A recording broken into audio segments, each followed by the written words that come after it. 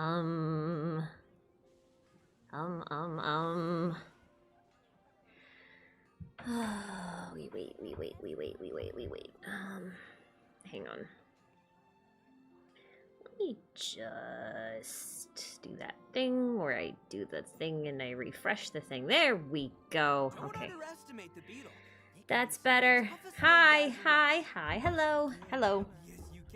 Sorry. I'm horrible at time management. Well, I say that. I'm actually not bad at time management. I just, I'm horrible at remembering what time it is, which is my form of time management. I can manage my time. I just can't manage time within a set time frame because I don't know what time it is. Anyway, hi, hello. Welcome. This is kind of like an impromptu stream. I said I was going to stream like last month, and then I never did. I got a little busy. That happens. That does. Oh my god, stop talking. I love him, but he's really annoying sometimes. Okay, I was gonna do something, and then I completely lost my train of thought. I was gonna do a thing. Oh, right. I was gonna put a note about stream quality, but I don't think I'm going to. If you're not new here, you know that I'm capped on my stream quality. And that's just the way it is. For now, anyway. This is loud for me. I don't know if this is loud for you guys. Anyway. Oh, yeah, okay, this is important. Do you need to donate to ask questions? Because I want to know what you think of Enkonomiya. Or what I think Enkonomiya smells like. I think it smells like an old history book. You do not need to donate to get questions answered, and I don't know why my ping is, like, maxed out. I'm gonna wait for it. It'll come down. I hope. You do not need to donate to ask questions. It's not really that kind of stream. And honestly, there aren't enough of you here today for me to be like, oh, hey, I can't keep track of you all. I think I can keep track of this number. It should be fine. Either way, I mean, like, you still don't need to donate to, you know. I do not know why this is, like, Ping City here. Weird. Anyway, I am basically just gonna be like running around and doing like miscellaneous things and sharing some thoughts here and there that I have that are kind of random. And wow, okay, this is pretty gnarly at a 900 ping. I don't know why it's doing that. Hang on, I want to make one small adjustment. Let me make an adjustment real quick. I'm sorry, I have to turn stream quality down because apparently my internet is that bad.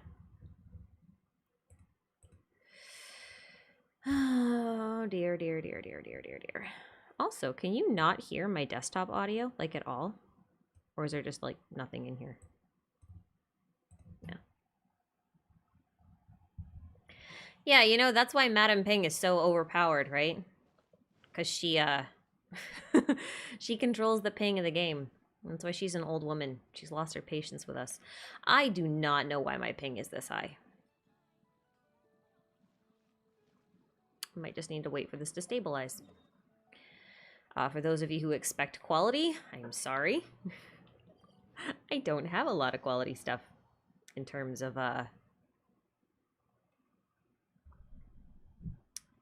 can hear it a little bit. Let me know if the audio is okay. So, right, I lost my train of thought again. Happens a lot. Welcome. If you haven't been here before, welcome back if you've been here before. So I basically just, oh my god. I can't do this. I have to fix something.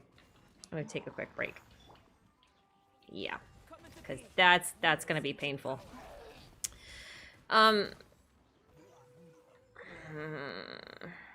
Yeah.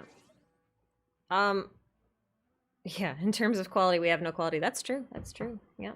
Hang on 1 second. I'm gonna grab something that helps. I will grab something that helps. I'm gonna do two things. Two things really quick. I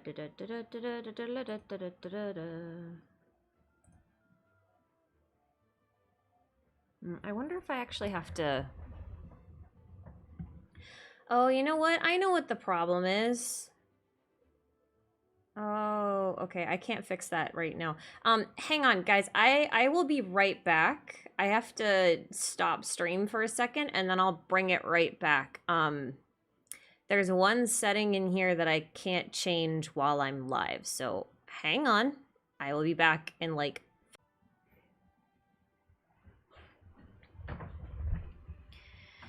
Oh, dear, dear, dear, dear, dear, dear, dear.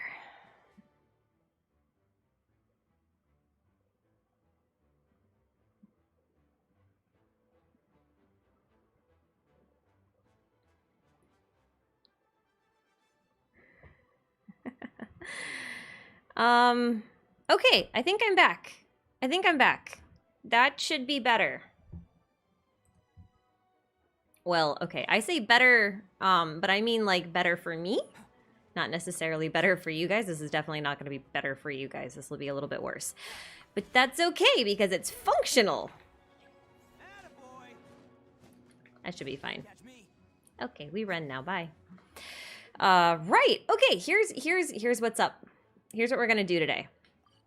We're basically just gonna be running around talking about more or less nothing. And by nothing, I mean like really random things. Just because like I have a lot of really random thoughts that I think I'll share on here, especially if you don't follow me on Twitter. Because if you don't follow me on Twitter, then you've probably missed probably a lot of stuff. You probably missed a lot of stuff, yeah. Listen, I hate these friggin' Dendro shields on Mono Geo teams. It's the most annoying thing to deal with. Because Ito is pretty slow. And getting around those shields is annoying. So, that's random thought number one. Anyway, like I was saying, if you have not followed me on Twitter, or you don't have a Twitter, I don't blame you if you don't have a Twitter. It's probably one of those things that if you don't have it, just stay away from it, I guess. But I'll share with you some of the things I've been discussing on there, because so many people have been really wonderful in adding extra insights and bits of information to the last video that I put out that I found really informative, and I've been learning things. I just realized just to set back to top chat again. I hate it when it does that. Every time you refresh something, Google's just like, oh, you want to be on top chat. No, I don't. I want to be on live chat. Why do I care about the top chats? This isn't a commenting thread. This is a live forum. I guess technically by the definition of forum.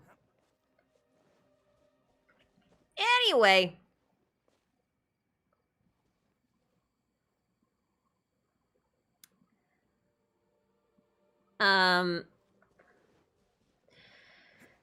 So I just wanted to start. I'll take questions in a little bit. I want to start just by putting out some of my initial thoughts on things that I have already started.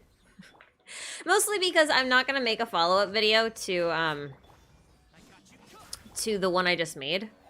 There is going to be another video that I put out on a similar topic, but it's not like a traditional follow-up.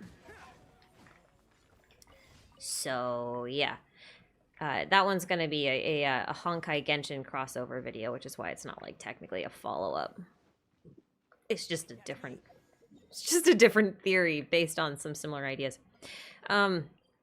Yeah, so I was talking with some people in the comments, and I learned a few things. One thing is that I added to the pinned comment was that apparently a very common thing that's taught in English classes that was never taught in any of mine was the concept of, what is it? Ethos, pathos, kairos, and one other thing that I can't remember. Logos, that one, yeah. I didn't realize that was a thing. I didn't know it was a thing. I'd never thought to, oh, hey, I got the Victor one. I never thought to actually Google kairos and logos together.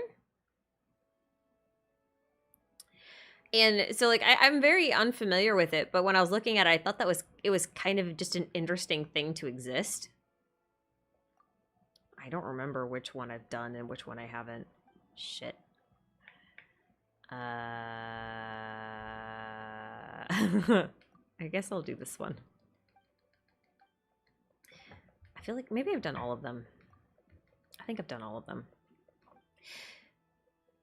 So in the last video, I was talking about how tarot and artifacts all kind of line up with the four shades. And I still think that's true. But there's more than just those that I was aware of. It's possible that the whole kairos, logos, ethos, pathos thing is, you know, all part of, how do I put this? Like, sort of the personalities or like more aspects that the shades actually cover, which I think is cool because it can give us some more insight into what the shades do and maybe who they are. Because we're well aware by now that, you know, the sustainer of heavenly principles is for sure Honkai's Kiana. Or I shouldn't call her Kiana. I should call her Siren. She's not really Kiana.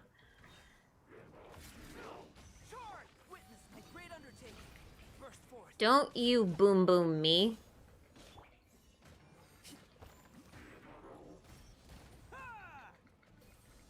I refuse to be boom boomed.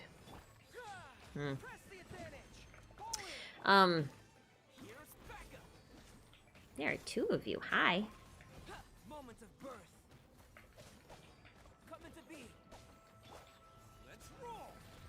Ushi, please. You have one job, and that is to be the biggest meteor of all time. Right, so we pretty much can confirm that the sustainer is, you know, Honkai's Siren, the Hersher of the Void kind of thing, right? Because I mean, if the cup is really the cup of space, which it is, because we've checked the translation many times by now, and void and space are kind of interchangeable in Honkai, then we can assume that that's what that is. It's just neat to think that a concept in philosophy and English kind of, not English, like writing, can give us some insight into perhaps who the Honkai counterparts might be. Because as many people will tell you, like, the game isn't one-to-one with their Honkai counterparts, but they carry some similarities, and so you can kind of get some you can kind of extrapolate some additional information from it, which is cool. I think that's neat. But it was also pointed out to me that in Tears of Themis, oh crap, now I have to actually remember how to pronounce Greek. I am not good at Greek, as many of you have pointed out. I know my Greek mythology, I just don't know Greek. I am the epitome of it's all Greek to me. So someone pointed out that in Tears of Themis, there is a character named Luke who has a line in his story that talks about 5, I don't want to call them shades, but there's like 5 deities. And those deities line up to certain demons in the Ars Goetia. And the cool thing about that is those are our missing demons and potentially our missing shades. Because Asmodeus is mentioned. I think Paimon is mentioned. And then Cain is mentioned. And Cain I thought was a biblical name, and then I was digging around, and then somebody pointed out that it's actually an Ars Goetia name. And Cain and Came with an M is actually a demon in there who takes the form of a raven, which I thought was super cool because I had this whole conspiracy theory about ravens with Kaya, and now I'm really starting to think that that's a thing. So like there's even some stuff in there. Now the weird thing about Tears of Themis, that a lot of people have kind of said is like crack, is that game might actually take place in Conria before it was destroyed. And the reason they say that is because every character in Tears of Themis actually has star-shaped pupils like Kaya and Dainsleif. And the thing is like that's total crack, right? Like it's like basing it off of pupil size and that's it. But as it turns out, there might actually be more merit to that than we think. So yeah, I saw a super chat pop up and I was like really distracted, and hang on, I need to catch up with this a little bit. So I'm sorry, hang on. Fencer Dario, thank you for the super chat. What are your first impressions on the recently name-dropped Harbinger? Or I don't know if it's Arlecchino or Arlecchino. I don't know how to pronounce his name. I'm going to call him Arlo. Oh, Levi wants to go outside. So, I think he's going to be kind of someone who looks like he means well on the surface, but is actually like a massive bag of wind. Like, not a good dude. Mostly because we're dealing with orphans. And he's basically just taking advantage of orphans for his own benefit. So hang on. Levi, you can't hear him, but Levi's making the most pitiful noises at the door because he wants to go outside. Yeah, okay, go. Go outside, have fun, bye-bye. The sweet, sweet taste of victory. And that's why I don't spend a single more on any of my snacks. I've won them all, fair and square. That dog, I swear, he makes whiny noises like he's a human. Like, you never groan because you've had someone, I don't know, say something, like a really bad joke, right? Or you just don't want to do something and you're like, I don't wanna. My dog makes those noises, and they are the most human noises you've ever heard out of a dog. It's bizarre. Anyway, right. Arlo. We talk about little Harbinger Arlo. I think he's gonna be a real prick. I do. I think he's gonna be. I think he's probably gonna be the hand. If I had to guess, I think he might be the hand on the Fatui Harbinger wheel. And actually, there's two hands. So the one I'm talking about has like a spiral, in its palm. That one. I think he might be that one. I'm pretty sure he might be that one. That's my impression of him. Now, if you guys aren't aware, because this is like a really super out of the way to get quest. If you're not aware, you can learn about this Harbinger and where he's mentioned by doing a really secret quest. And in order to trigger that secret quest, as I won't really tell you what happens on it, but what you want to do is you want to, we'll go here because I want to farm some ore over here anyway. So you come over here, and then you fly over to this little Fatui camp. That's not really a Fatui camp right now. This little campsite right here. And there will be a bunch of Fatui here. And you, after you beat up the Fatui, there's like a little glittery thing, and you pick up this thing, and then you just follow the instructions. And the entire quest literally takes days to complete. Like, seriously, days to complete.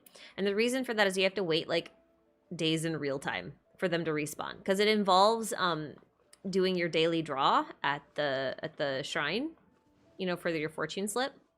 And so you have to wait for that to reset every day in order to continue it. So he's mentioned in there, and effectively, without spoiling the actual contents of the quest, his whole thing seems to involve a lot of orphans, and he either sets up or manages orphanages in Snezhnaya, and I'm probably saying that wrong too.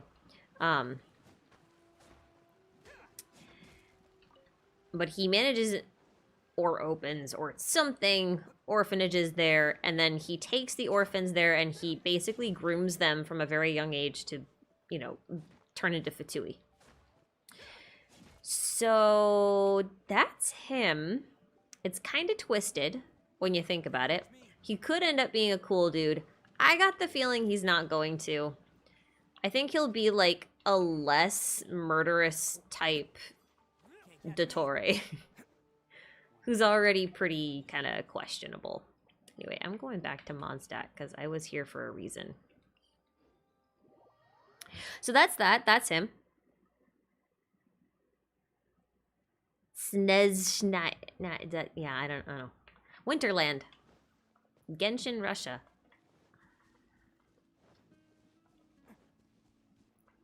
When do I think Varka will return to Mondstadt? Varka's a myth, man. He doesn't exist.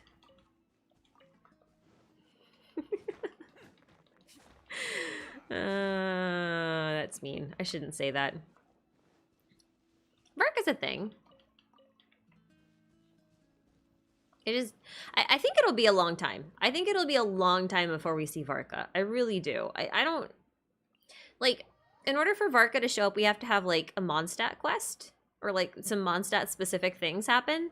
And we're still in Inazuma, and we need to wrap that up. And I don't think we're going back to Mondstadt for, like, Mondstadt-related quest storyline stuff until Sumeru. And I have nothing to base that off of. Like, it's not leaked or rumored content or anything like that. It's just, like, that's just what I think based on how the game is, like, how the story in the game is told. That's just kind of what I think. I think it'll be a while before we go back to Mondstadt proper. I do think it's possible that we could see Varka, like, in maybe version 2.7 or 2.8, or, like, get news of him around that time. Reason being because I think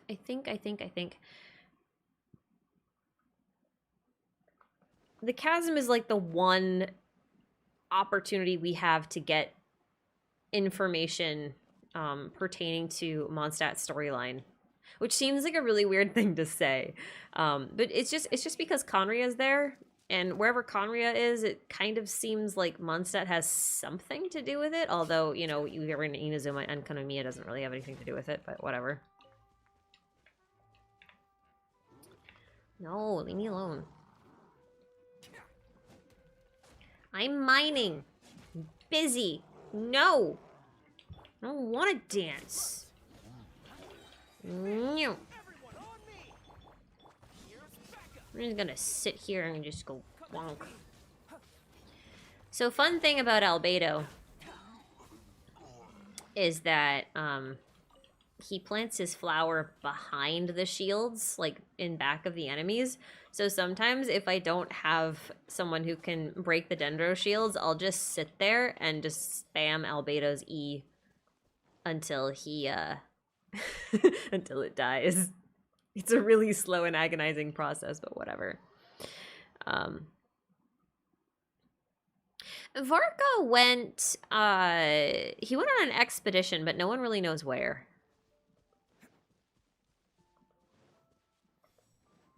So that's all we know about Varka, really. Other than he's a really irresponsible leader. I mean, in Mondstadt, he's kind of the equivalent of, like, the president, you know? And he's just kind of, like, AWOL. And he's like, hey, VP, take over all my job and do my work. I'm gonna go play golf. I mean, that's kind of, like, the equivalent of what he's doing. Which is funny in its own way.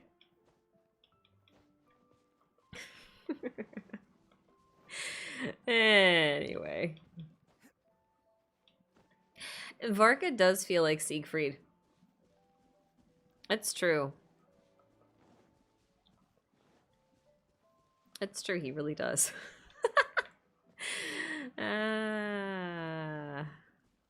It's interesting, though, because even though he feels like Siegfried, I have this crack theory that the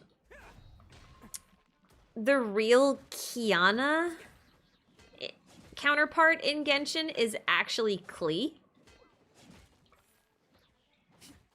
And I think that because Alice, like, a lot of people have thought that she might be a counterpart to Alicia, and I think that's still possible. But I think she might actually be a better counterpart to Cecilia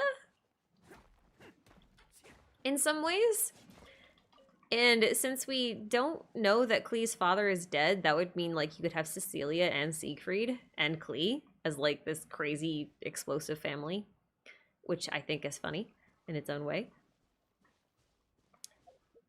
So I kind of want that to happen. I think that would be funny.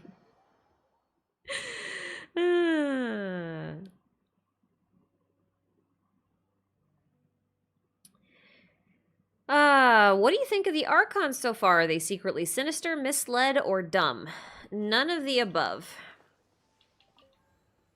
I have, after Enkanamiya, I kind of got my thoughts in order on the prehistory and what was actually going on, or like what I thought was going on anyway. Oh, no, I got that one. Yay, go me. I kind of came to the conclusion that I feel like I might know what MiHoYo's trying to do with this story. So for context, how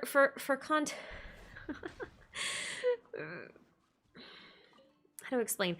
Genshin was initially conceptualized as a sequel to Honkai Impact.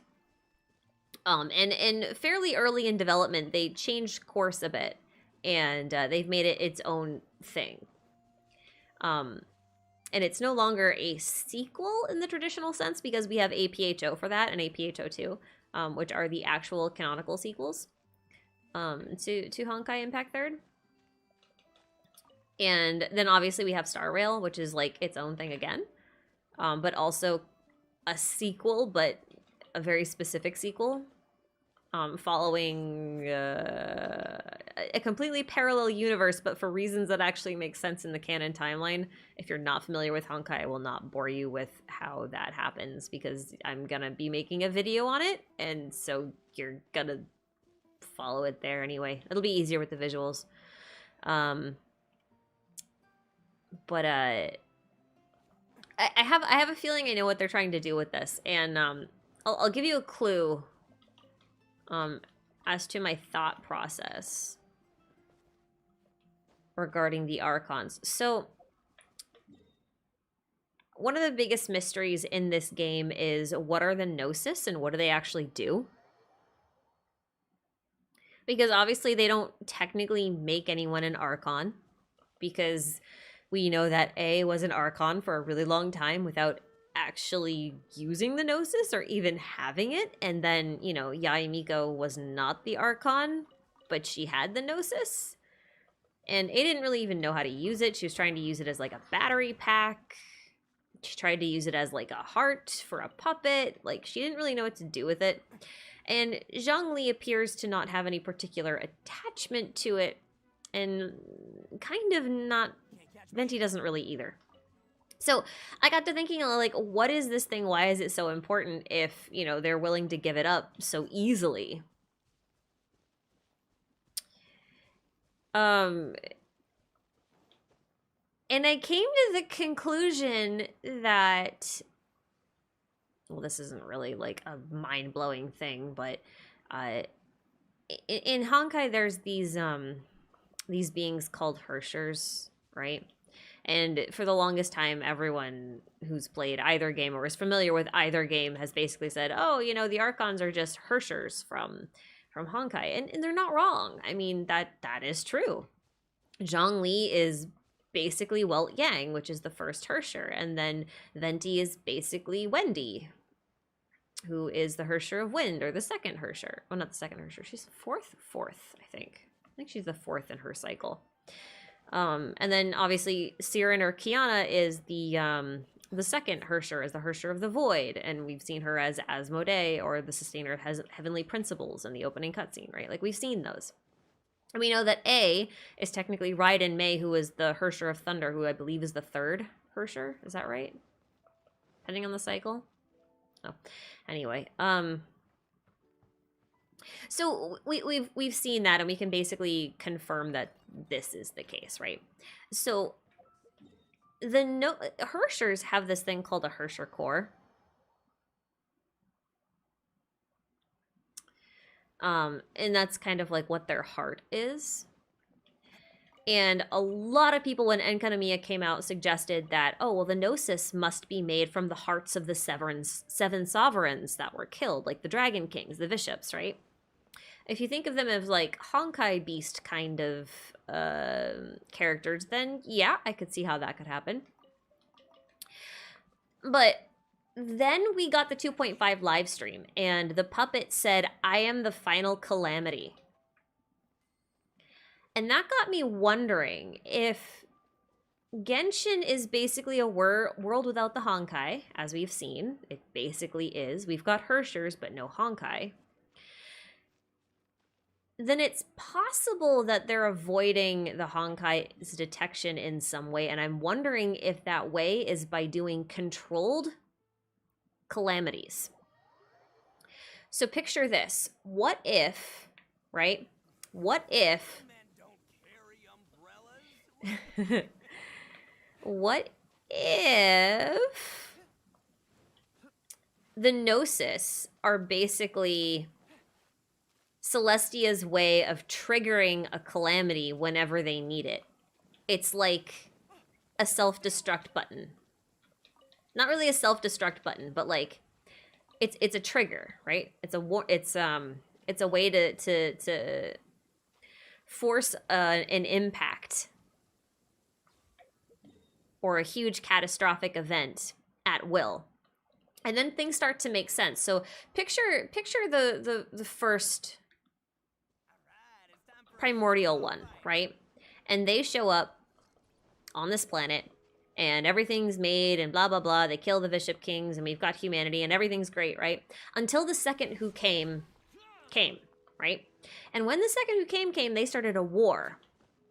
But it's also described as like a great disaster, a huge calamity, blah, blah, blah, depending on which source. Okay, hang on. Doggies want to come in and it's cold. Hang on.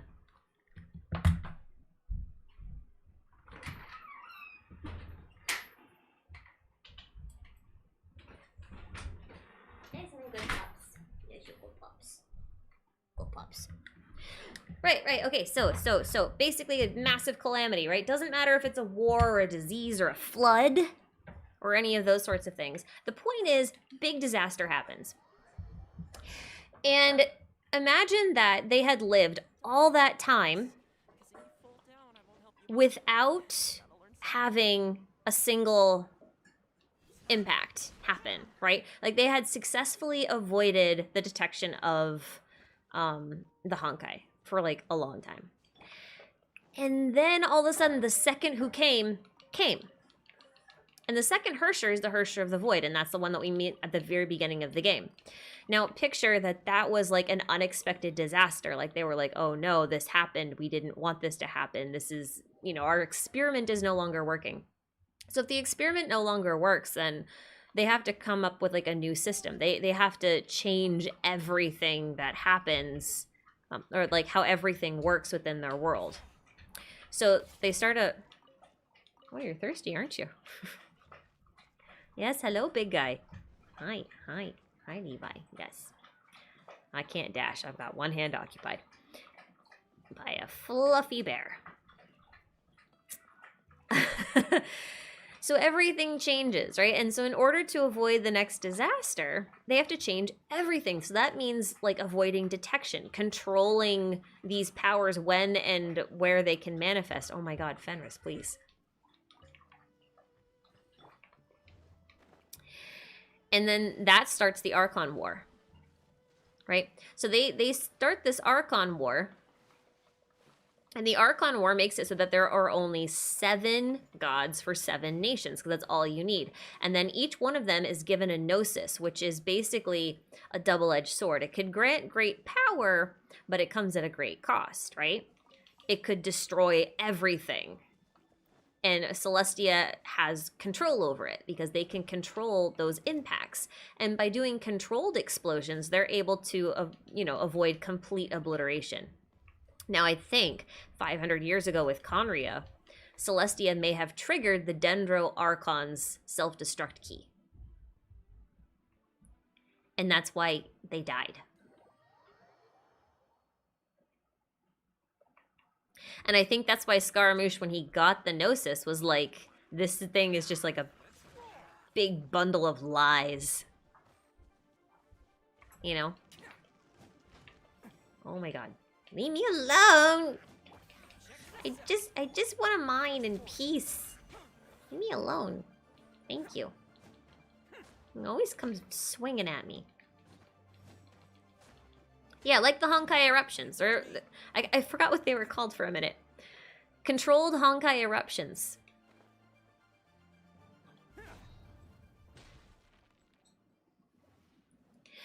Okay, so if you don't know anything about Honkai, basically the Honkai are like this unstoppable, almost alien force of the multiverse universe kind of thing, right? Like, you can't get rid of them. You can't destroy them. That's like the whole point. Although in APHO they have, but that's a separate thing. This is like an alternate exploration of how you get to that point. So in real life, if you, for example, want to avoid unplanned forest fires, right? One of the best things you can do is do controlled burning. And the reason for that is because if you do controlled burning, you can basically burn up all of the fuel that an uncontrolled forest fire would typically, go for. And so it's the same kind of concept, right? That's kind of like what I'm thinking when it comes to the Gnosis right now, because that makes sense to me. Because the Gnosis right now have no other purpose. Like, there's no other reason for them to exist. Right, so more than 4 Archons besides Makoto could have died, because Zhongli says the seats were exchanged once and then they were exchanged again. So it's possible that more than just 5 have died. But it's also possible that only 5 have died.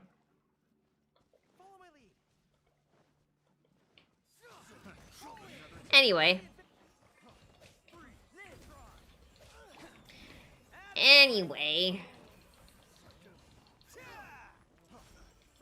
Smack, smack, smack. Yum. I just like to whack things. Give me my artifact.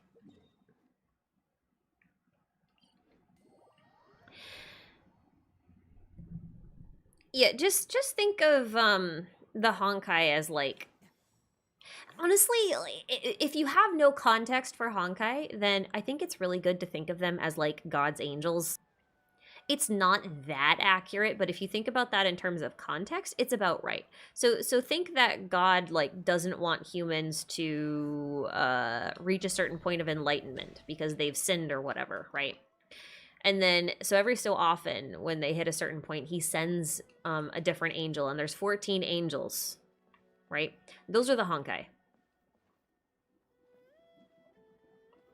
That's basically a good way to think about it if you have no point of reference for Honkai Impact. No, you're not going to get a face reveal. I'm not doing that.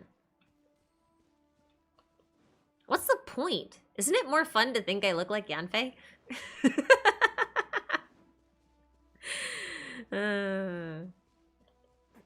Yeah, the 14th is called the Hersher of the End, so it's like the angel of end times, the one that brings the final apocalypse that destroys everything definitively, and you cannot escape that one. It's never been defeated. Yet.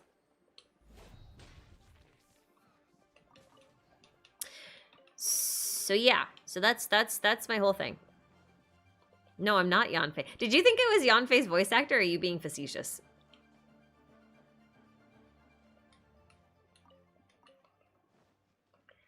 I have like a list of characters in Genshin that I sound like, and it's kind of funny. No, someone said to me the other day, they gave me like a really weird one. They said I sound like an adult Diona. I'm still not sure how to take that. I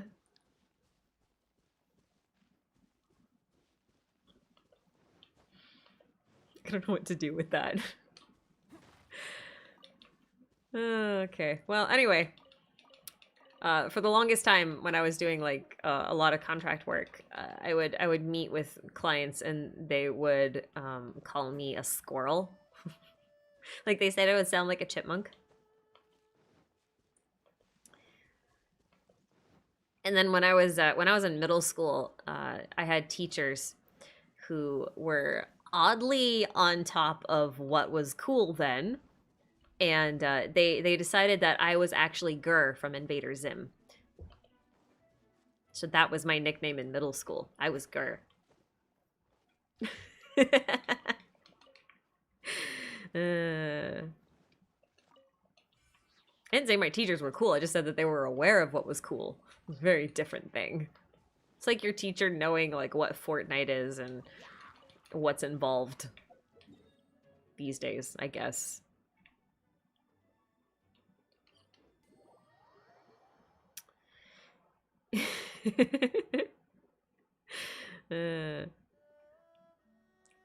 It's true. At least I don't sound like old man Venti. That's very true. Have to be something pretty wrong for that to happen, I think. I don't even know what an old man Venti would sound like. I mean, he's pretty old as it is. He's at least 3,000 years old. I do not do voice acting. I don't have time. I'm surprised I actually had a free weekend. I was supposed to actually be working this weekend. And then when I sat down, I'm like, you know what? I'm going to get more benefit from not working this weekend than I am from working this weekend. And I got time. I'm actually in a better spot on my deadlines than I thought I was this week, so. I hate these friggin' things. Can I get down, please? Thank you. Lava. These things are so annoying. Yeah, I do talk. I don't shut up. That's my problem. Can't catch me. Do I think Kaya's voice line "interesting things" is referring to himself? It seems to match. I don't know. What voice line is that?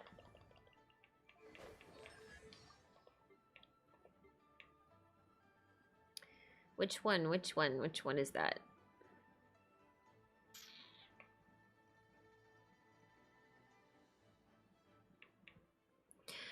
Have you ever seen the Owl of Dragonspine? If you look directly at it, it seems to see right through you. Oh, that one. Okay, so let's talk about Kaya for a minute.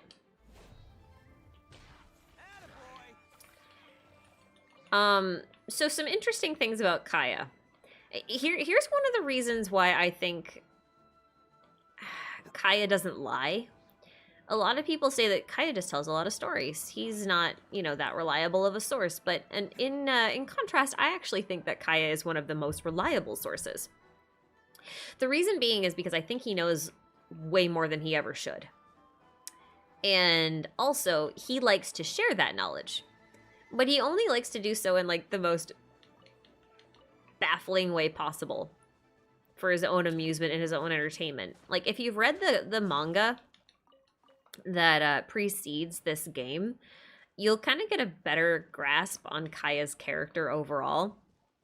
He's kind of a mischievous little shit. That's just kind of who he is. And he likes to tell stories. And he's like that one guy who goes around and you know, when kids are just like, oh, this is so cool, look at, I just caught a firefly, and he's like, oh, I'm going to ruin this kid's afternoon.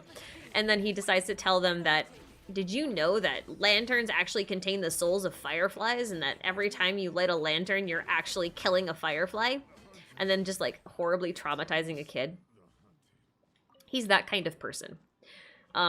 So when we talk about the Owl of Dragonspine, I don't know that he's talking about himself, but I do think he's talking about something that we don't understand yet.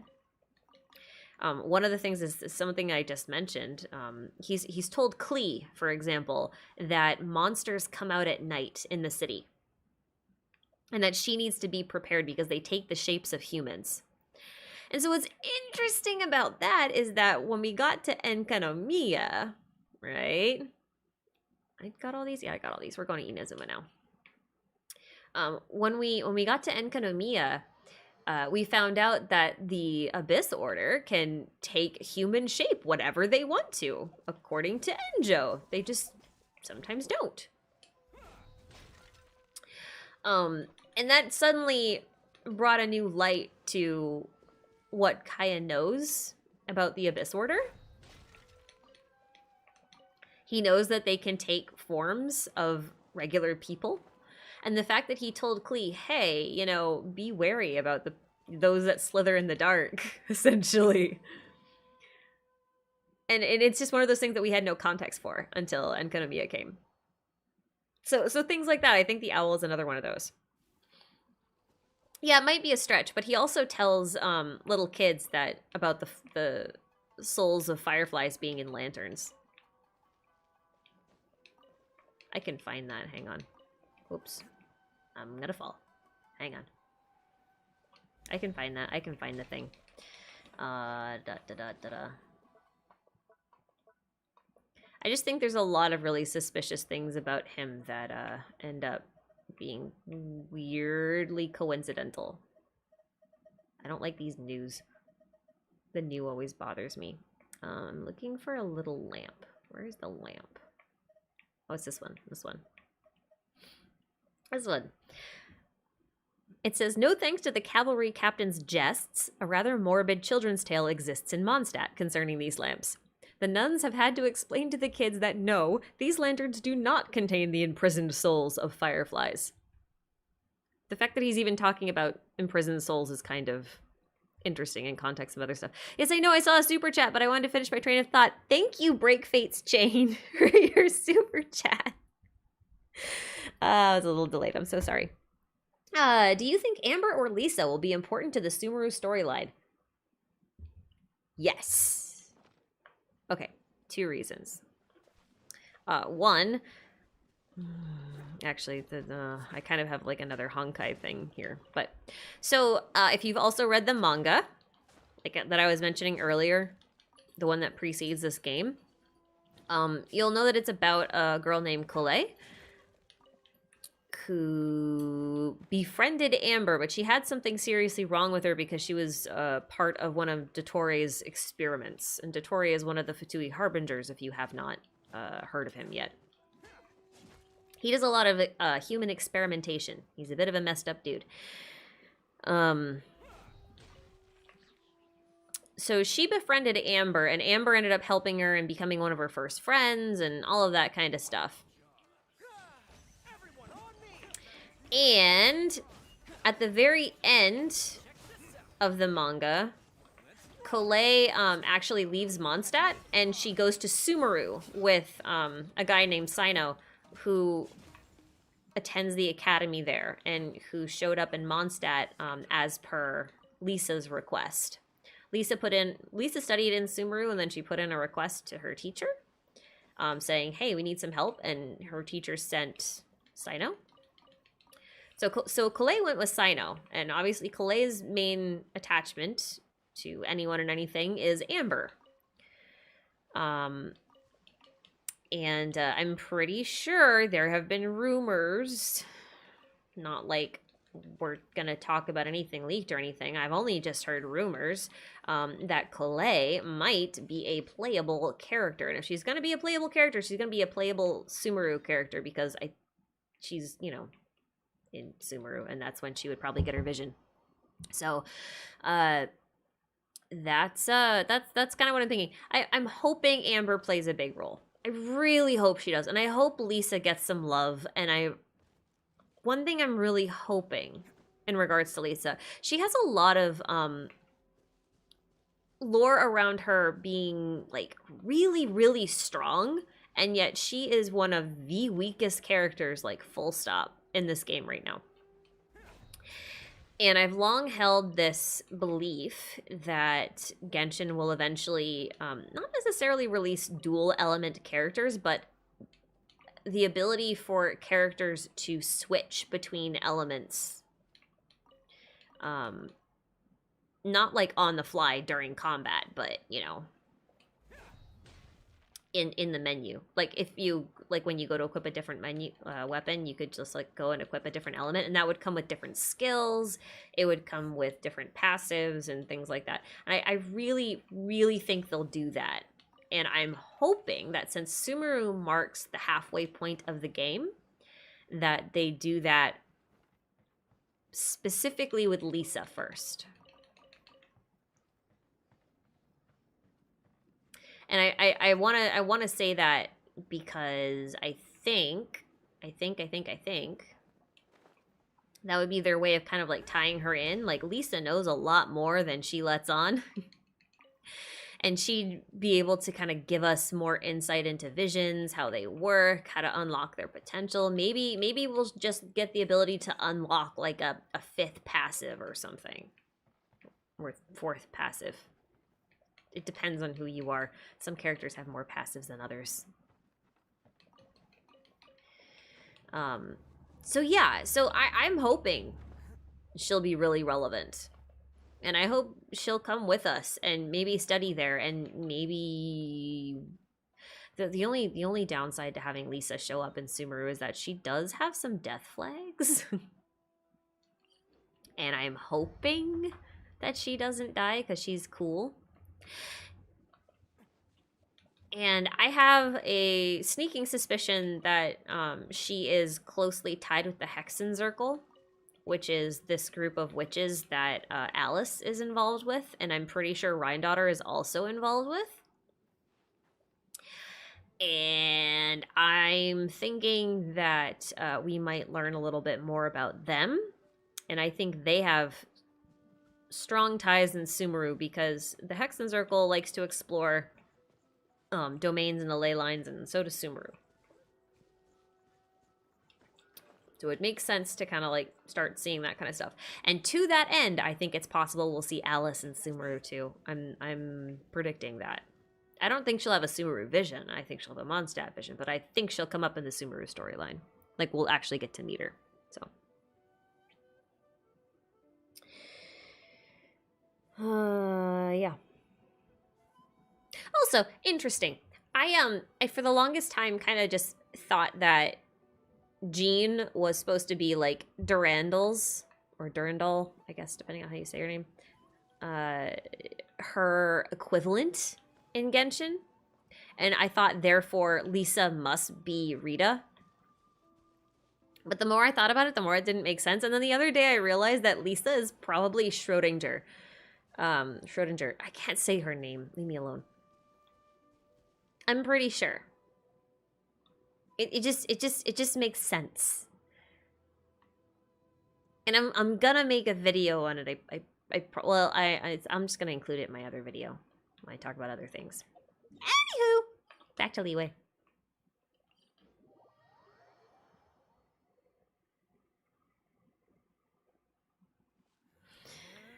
I'm trying to say Hexenzirkel properly, but I'm tempted to just say Hexenzirkel. Which is not wrong, but it's not right either. Did I start playing Honkai before Genshin? I played a bit of Honkai back in the day. What had happened to me was I was my primary gacha game, because I like having, the thing is when it comes to video games, once you find like the types of games that you like, if you don't like a wide variety of games, you tend to go through video game droughts. where there's just nothing new that you want to play. And so for that reason, I like having a gacha game that I play, even if it's just like a casual free-to-play thing. I just like having a primary gacha game for that reason, because there's always new stuff, even if it's just like a little tiny bit. And so you always kind of have something to, you know, mess around with for like a half an hour in the evening. And that's something I appreciate. So my main gacha game at the time was Fire Emblem Heroes, and I was getting really frustrated with the game for many reasons that I do not need to go into here or at any other point in time. But Honkai was one of the games that I attempted to use as a potential Fire Emblem Heroes replacement. I know it's a completely different game, but I played it for that reason. Like, that was the primary reason for me to do that.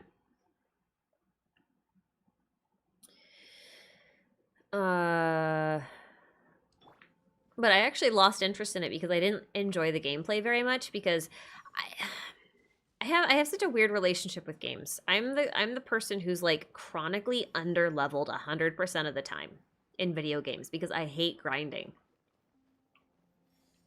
and farming for experience points. I hate farming for experience points. It's like my least favorite thing to do.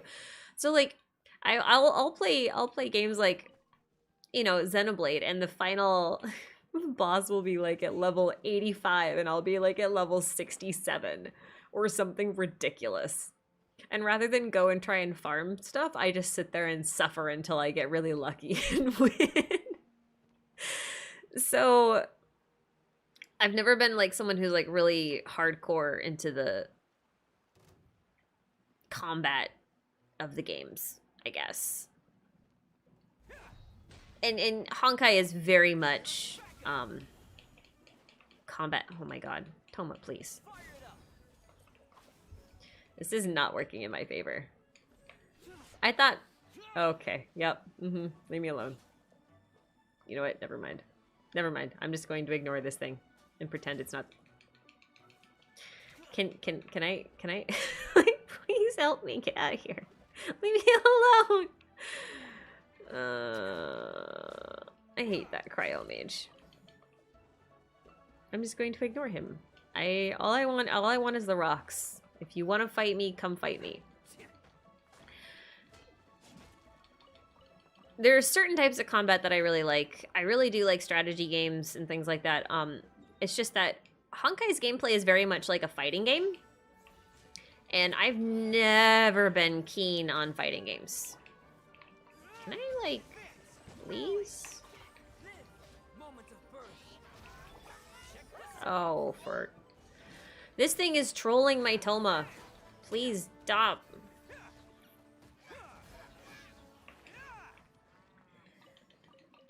And I just don't really care much for fighting games. I mean, they're fine. They're just not my thing. I'm excited for Xenoblade Chronicles 3, actually. I'm really excited for it. I didn't think they would make a direct sequel to 2 after what they pulled off. And I'm not sure how they're going to handle it, and I'm not quite sure where they're, I'm not quite sure where they're going to go with that. It looks weird. Like, in a good way, but, like, it kind of looks weird. Okay, I'll fight you. It's fine.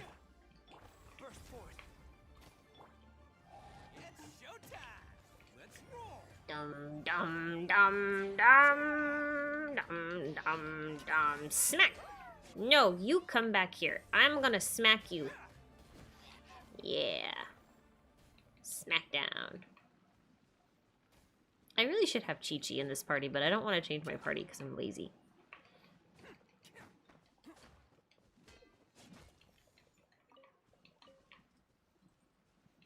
I just don't want to.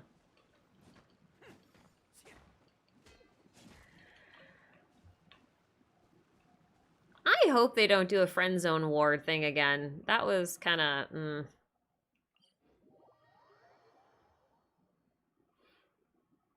Hey, listen, we'll get one eventually. I saw a question about Klee, like what version she's gonna be, and I think I've kind of... Hang on, I missed it.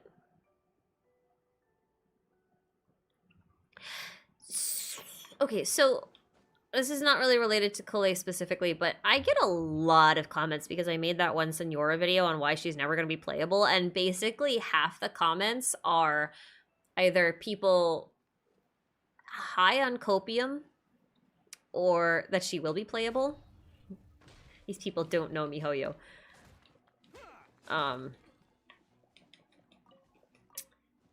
Or there are people saying, oh, of course she was never going to be playable. She doesn't have a vision. And, like, that is not a good metric for us to be measuring playability by. The reason I say that is because, first off, the Travail trailer is supposedly supposed to have only playable characters in it. And there's one character in there that does not have a vision and would, by all accounts, because he's in the trailer, be playable, is Dainsleif, right? So if Dainsleif is going to be playable, right? And he doesn't have a vision. And then we have the archons, which also don't have visions. And we can't even count A because she's technically a puppet who doesn't have a gnosis or a vision. So she doesn't technically have anything. Then I don't see why we need to think about characters' playability based on whether or not they have a vision. They just need to be able to do elemental damage, right? That's it. Like Xiao and Ganyu, for example, they don't actually need their visions. According to lore, they do not need their visions. They have visions, and their visions amplify their powers a bit, but they don't need them to do, you know, animo and cryo damage. They were able to fight in the Archon War without them.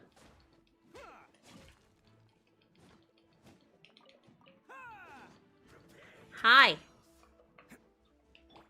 I don't feel like preparing myself for anything, but you could prepare yourself for a quick visit to the Wangsheng funeral parlor. Juggly, juggly, juggly. I really want to do DPS Albedo at one point because I have a really ridiculously stupid build for him that I want to try. That involves a C6 Bennett.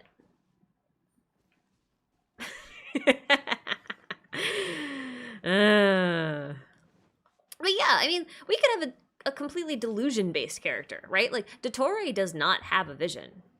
If they end up making him playable, which I'm kind of questionable on whether they will or not, but like, if they did end up making him playable, he'd have a delusion, not a vision.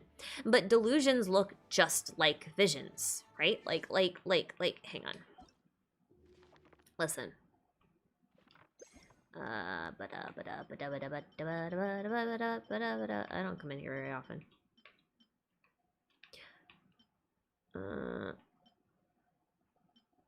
Okay, look. You see the Mirror Maiden? You see what's on her stomach? Right there? That middle thing? The thing that looks like a Shnez Nyan vision casing? That is a delusion. Right? The fact that she has a delusion and she's just running around using animo power, or, you know, elemental powers, like, we could easily have a delusion-based character. This is totally a thing. It could totally be a thing.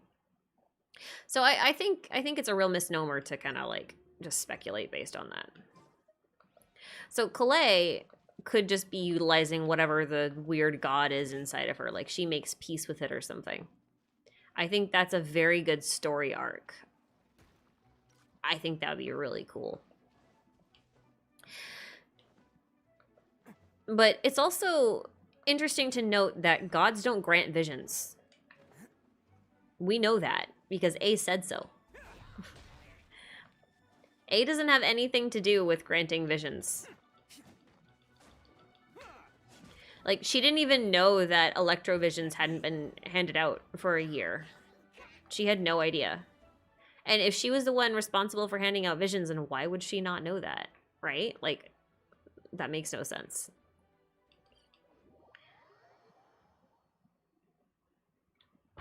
So anyway, Kaya does not have Deluxe Delusion. Dottore has Deluxe Delusion.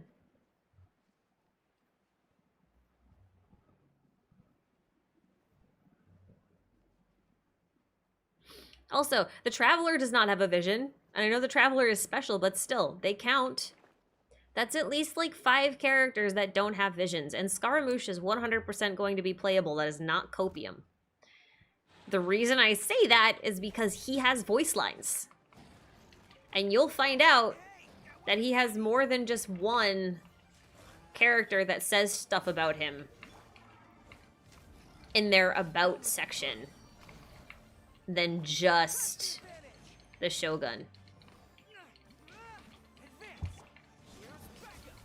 I'm trying to heal people, that's why I'm running on different things here. Will you stop spinning? Where did he go? What are you doing over there? Come back here. Jerks. Wait. How are you still alive? Oh, ping. Got it. Yep.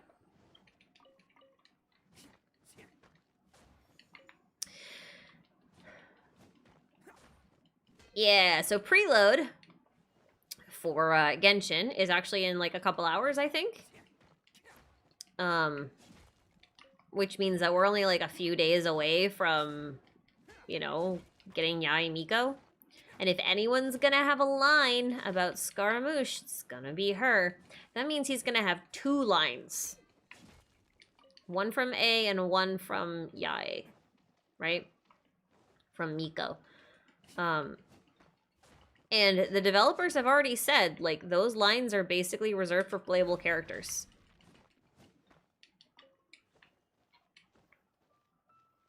So, you'll notice that Child does not have a line for Scaramouche, and he also doesn't have one for Senora. And no one has one for Senora. Scaramouche will have 2 at least. And he doesn't have a vision. Or a delusion, I don't think. I actually don't know if he has a delusion. No one knows. Not on him, but whatever.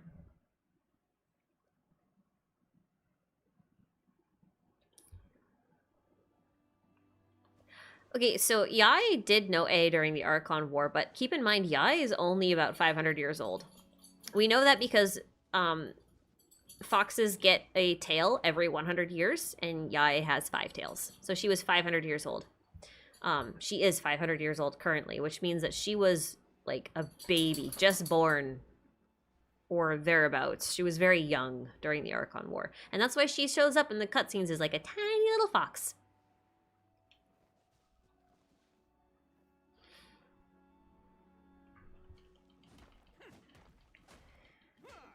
The thing about that, though, it can't have any ties to the Gnosis. And the reason I say that is because Miko had the Gnosis, right? And now Scaramouche had the Gnosis. And A didn't know how to use the Gnosis anyway.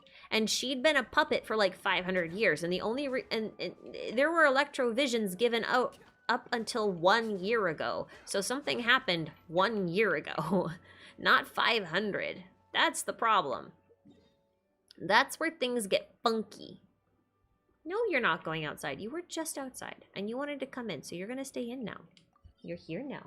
You say, no, I love you. Who's your good boy? Hello, cutie. Who's your cutie bear? Who's your big cutie bear? Who's your big cutie bear? That's you. Yeah. Look at right there. Cool. No, Scaramouche is like 480 years old or something. Scaramouche and the puppet were both made after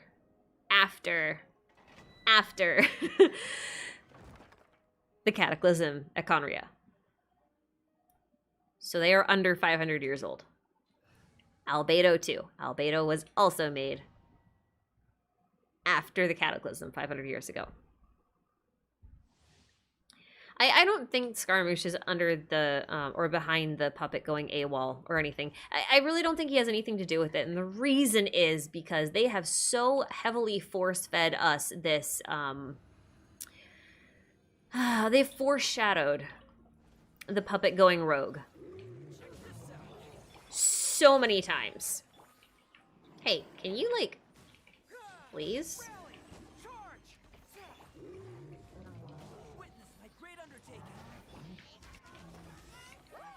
Come back here. Nope. Run, run, run, run. I want to get Toma's burst up, and then this domain gets quick.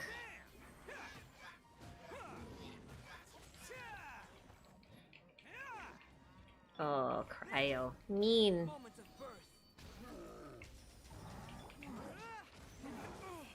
Ow. Very mean. Okay, I'm gonna sit here and do the completely inefficient thing of just whacking him to death, even though I could burst him to death, because that will make my next run much faster.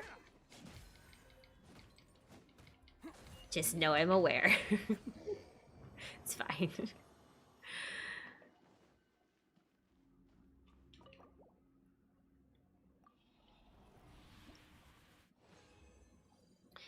Saigu is a sky kitsune. She's turned white. I'll keep that one. When kitsune reach 1,000 years old, they turn white.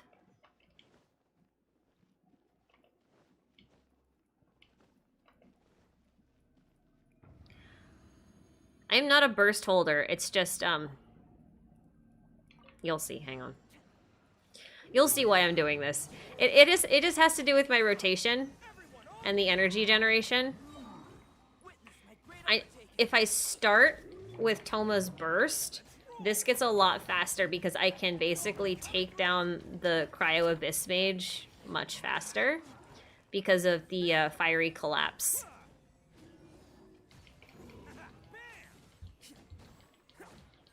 Yeah. Because then you go into second rotation.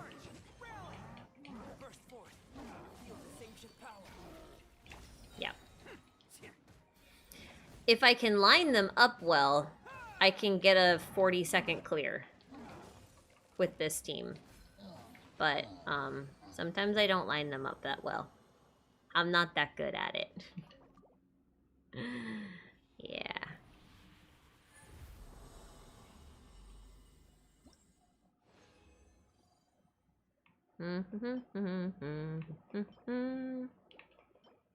Healing bonus mocks me. Healing bonus mocks me. It likes to mock me. Yes, it does. Hey, you guys want to see something cool? Since we're here? Do you see the domain tablet behind us? And do you see the 5 rings or the 5 crowns hanging above the domain tablet in a very, very specific orientation? And do you see that each ring is above one of the 5 elements at the top of the domain thing? You see that? You see that? Do you notice how there are 4 of one type and 1 of another type, meaning that those are the 4 primordial shades and the primordial one in the friggin' middle? You know how I know that's a primordial one? Because there are 7 points on that Gnostic circle symbol, which is what that is, plus the one at the bottom for 8, which I know doesn't quite line up perfectly. But then there's oh, I can't look at it right now. There's an elemental name card that I have to show you when I'm out of here because it won't let me open the Paimon menu right now. Remind me when I'm done. I've got 2 more runs. I got 2 more runs and then I'll do it.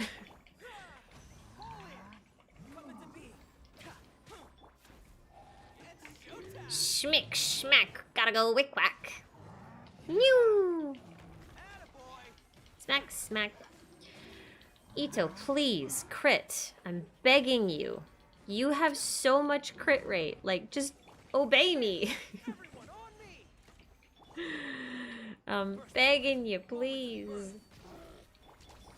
Just get your Ushi crits. I'm just gonna heal Goro.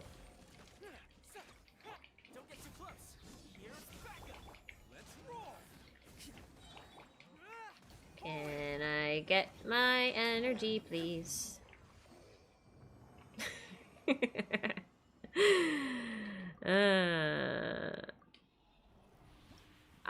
Okay, do I have any theory on what exactly the primordial one is? I do, but it's a Honkai Impact theory, so you may or may not enjoy it. but it is the next one I'm doing. The reason I'm holding off on it is because we're going to get 2.5 before I can even think to finish it. Even though it's basically going to write itself. Because I have all of my notes and everything. And all my footage. I've got all that stuff at this point, so it's like, it would be really fast. Oh dear, I don't have my burst up. This is going to be annoying. Well, man, Toma, why do you have to suck? Seriously, Toma, why do you suck? Why is it so hard to get your burst up? I don't understand. It should not be this difficult.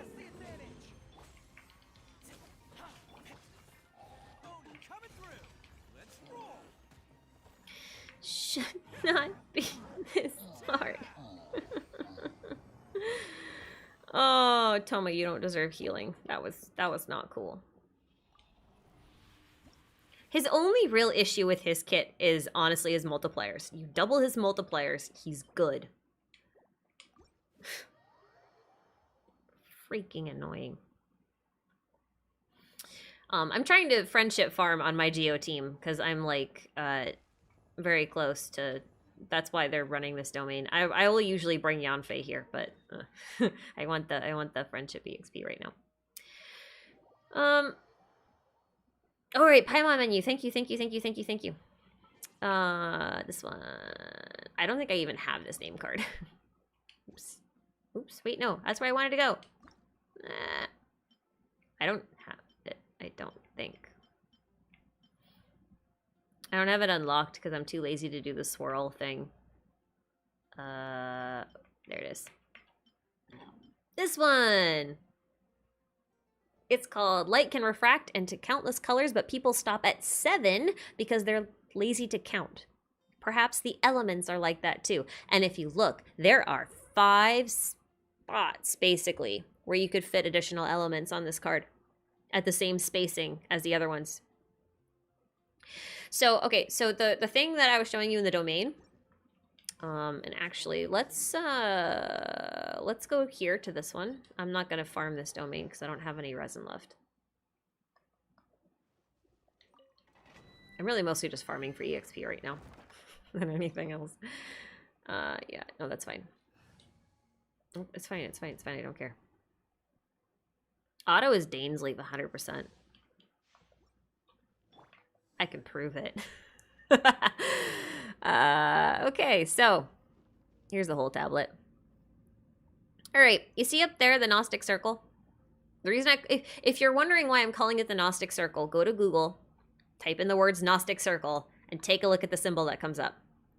And you will see. So that symbol up there could easily be light refracting through a prism, right? So if you think about the fact that, like, we've got visions and we're like these light beings and everything, and that elements are supposedly, like, you know, split off of some core primordial energy, just kind of like how white light splits into all these different colors, right? You can totally see that, like, the primordial one there might have died and then split into lots of different little pieces of spirit that then manifested as these tiny little visions, right? These little fragments of the primordial one, little pieces of God. And the thing about that's cool as a concept, right, is that actually ties into Hebrew mythology, because and Gnosticism in general, because the Demiurge, who was the creator of the world, or this world for the most part, he interestingly didn't create humanity intentionally at first, and he didn't give them souls intentionally at first. His mother, the Sophia, was the one who did that. Essentially, Barbello, who I believe, if I'm remembering correctly, is Sophia's male counterpart, he tricked the Demiurge into blowing the light of Sophia into humans, which was basically the act of imbuing humans with a soul. And so humans ended up with like a piece of the divine within them, right? And when they did that, the Demiurge got really pissed, and then he also got really jealous of humanity because now they had, you know, pieces of the divine in them. So, yeah. What do you mean, what is the 7th one? There are 8 colors. we have a missing element. Technically, we have 5, but, oh, it's fine.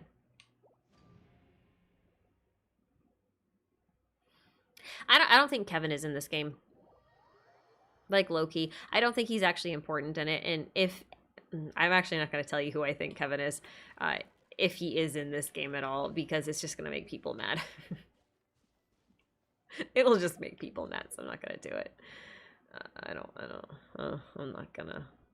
I'm not gonna stir the pot. I'm not gonna do that.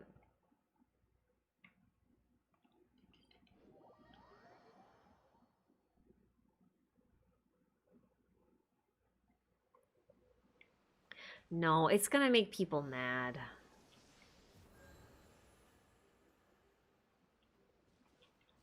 It really will. So interestingly, the characters that are important. If I had to make a little bit of an educated guess on some Honkai Genshin crossover stuff, I'm gonna say that anti-entropy is mostly represented by the Hexenzirkel. I'm fairly confident in that one. I think the Flame Chasers are just normal playable characters here. I think the Hershers are a mix of Hershers that we've seen from Honkai, and then also Gun Girl Z, which is one of those really difficult things to get into because they closed the global servers. So we can't really play it anymore unless you can, you know, hop on an Asia server. So there's that. But I think they'll be important. I think any Flame Chaser character will be important. I'm pretty sure that they are normal playable characters right now. And I'm including Kevin in that. Because like I feel like in this game there's not there are some real Honkai characters in this game, but we haven't met them yet. They haven't made an appearance yet. But I think by and large, any playable character that's in this game, like most of them, aren't technically the characters that they were from Honkai. I think instead what they are is almost like a spiritual successor, because their stories are different, their personalities are slightly different, there's like some alterations to them and a little bit in their relationships and stuff, and I think that's good.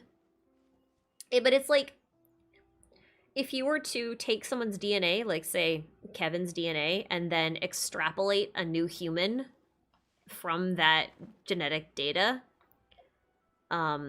what kind of person would you get? You'd get something that was kind of similar to Kevin, but you wouldn't get Kevin.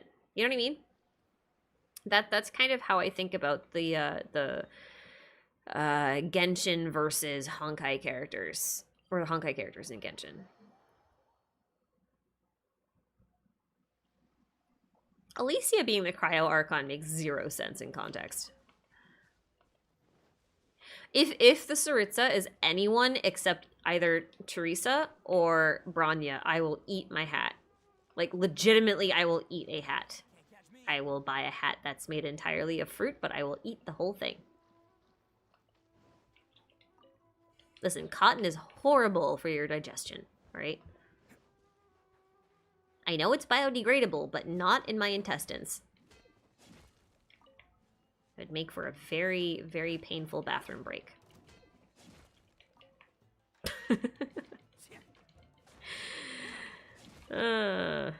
What about Tears of Themis, though? I feel like there are some things in Themis that might apply. I'm still banking on the... There is a Hersher of the Ocean in Gun Girls, I believe. And I'm thinking that that's actually probably what we'll end up with instead for the Hydro Archon. But I also don't know a whole lot about Tears of Themis. You know, I don't know a lot. So being able to comment on it is difficult.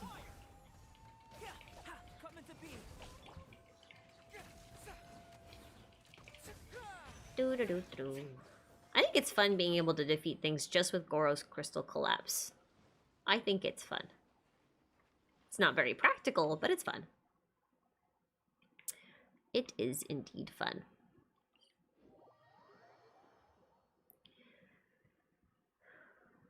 I saw a question about Mona's vision in here, and I'm sorry to the person who asked it, because I don't remember who asked it, but I am not answering any questions about Mona's vision, because Mona's vision is a big question mark.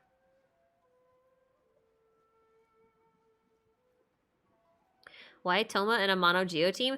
Because currently I'm farming the whatchamacallit, the Solvindignir, cryo hydro domain.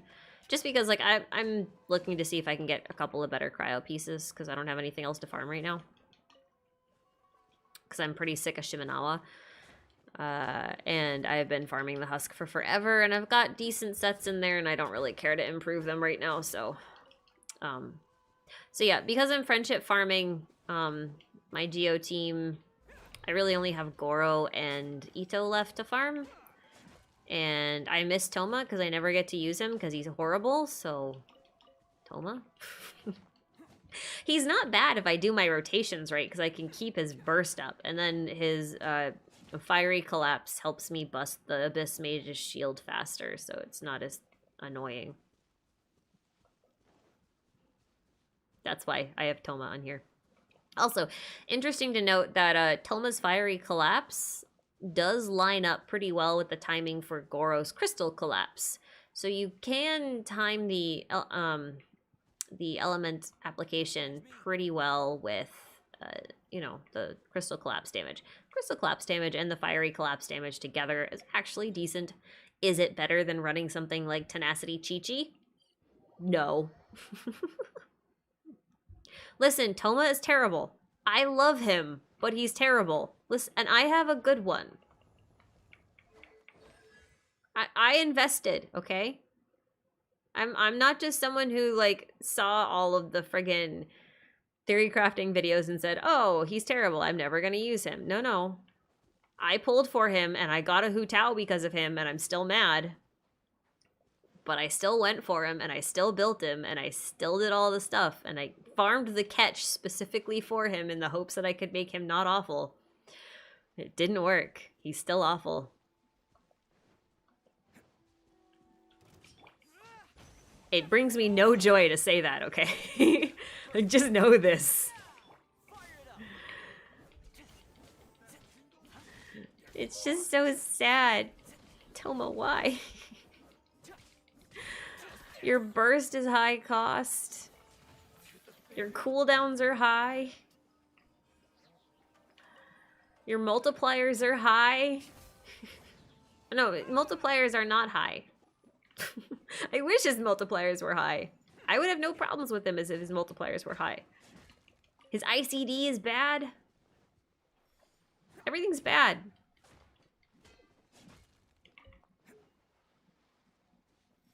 Honestly, I think Toma's a little bit worse than Amber. I do. It's a mean thing to say, but like I really do believe that.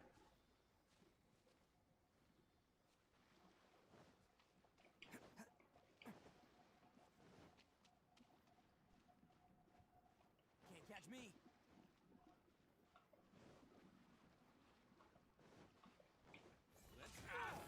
You know why he's worse than Amber? Because he's a shield character that can't function properly as a shield unit. Yanfei at C4 can do his job better than he can. And Amber can actually do damage. So What do you want from me? I don't know what else to say. He's not good, guys. He's not good. He makes my head hurt. Sometimes I just pretend he's not in the game yet.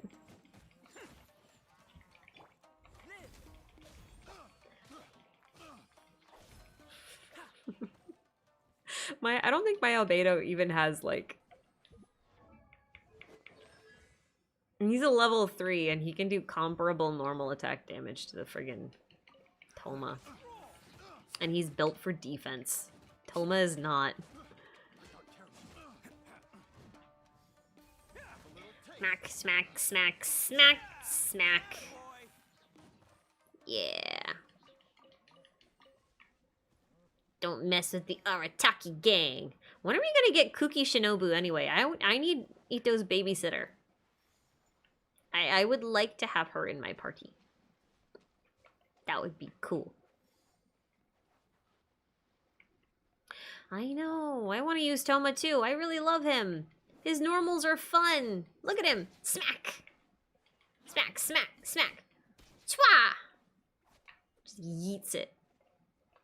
He didn't even hesitate to throw a spear right into the head of his god, which is hysterical when you think about it. You like stop and you're like, hey, wait a second. Bitch didn't hesitate. No, you listen. I've seen someone be like, oh my god, Toma's so good. Look, I can get 10,000 damage on my burst vaporizes. And I'm like, that's not good. That is not a good thing. But part of the reason why I like him on the Geo team, okay, has to do with how shields work. So this is Toma running with an R5 catch. He's doing about, like, what, 20, 25? Is that what I saw? He's got 1,700 attack, 100 crit damage, which I know isn't ideal, but I'm building him for energy recharge. And he's running on 2 tenacity, 2 emblem, which is mostly like a shield build, because I couldn't make him work otherwise. The highest I got him, I can get him higher. It's just not good. And he's just really useless, okay? I don't know what else to tell you. His ICD is so bad, he can't even, like, bust these shields quickly. And he can't keep his shield up.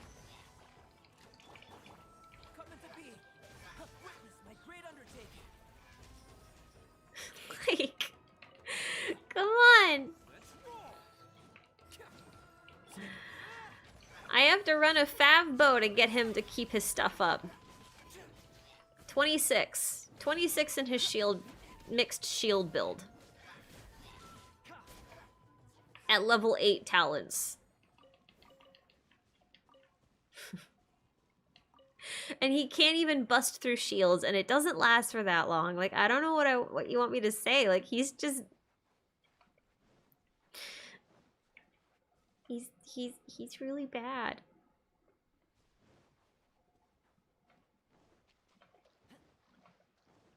It doesn't matter, because, like, the second best shield in the game belongs to Yanfei. Yanfei, whatever. Seriously, look... I did the math for this, and without any constellations, without any talent levels, without any investment on that side, just by having her C4 and building her for HP, you can throw Prototype Amber on her for extra healing, so now she's a mixed healer-shielder. She can absorb a buttload of damage on her shield, and it lasts for 15 seconds. Toma's shield lasts for 8 seconds. This lasts for 15 seconds, but you have to build stacks. You don't have to build stacks with Yanfei. So the actual, like, optimal time that you have max stacks, so max strength on Toma's shield, is so infinitesimally small that it's just not even worth it. And you have to run normal attacks in order to refresh his shield. And it's so aggravating, right?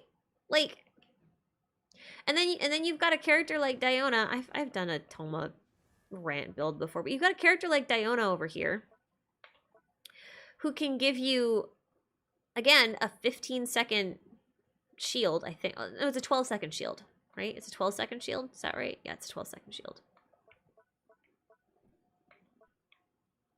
I'm pretty sure it's a 12-second shield. 12.5 seconds, something like that. Anyway, you can get that, but she can run a sacrificial bow. And so she can battery, she can heal. She has a shield that gives additional things like movement speed and reduced stamina consumption, right? Like, she's so mixed. Toma has nothing. Okay, no, that's not true. Toma has one thing.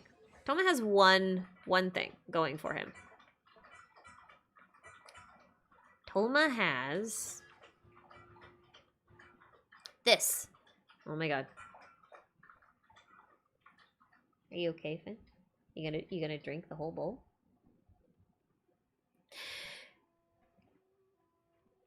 Toma has this at C6.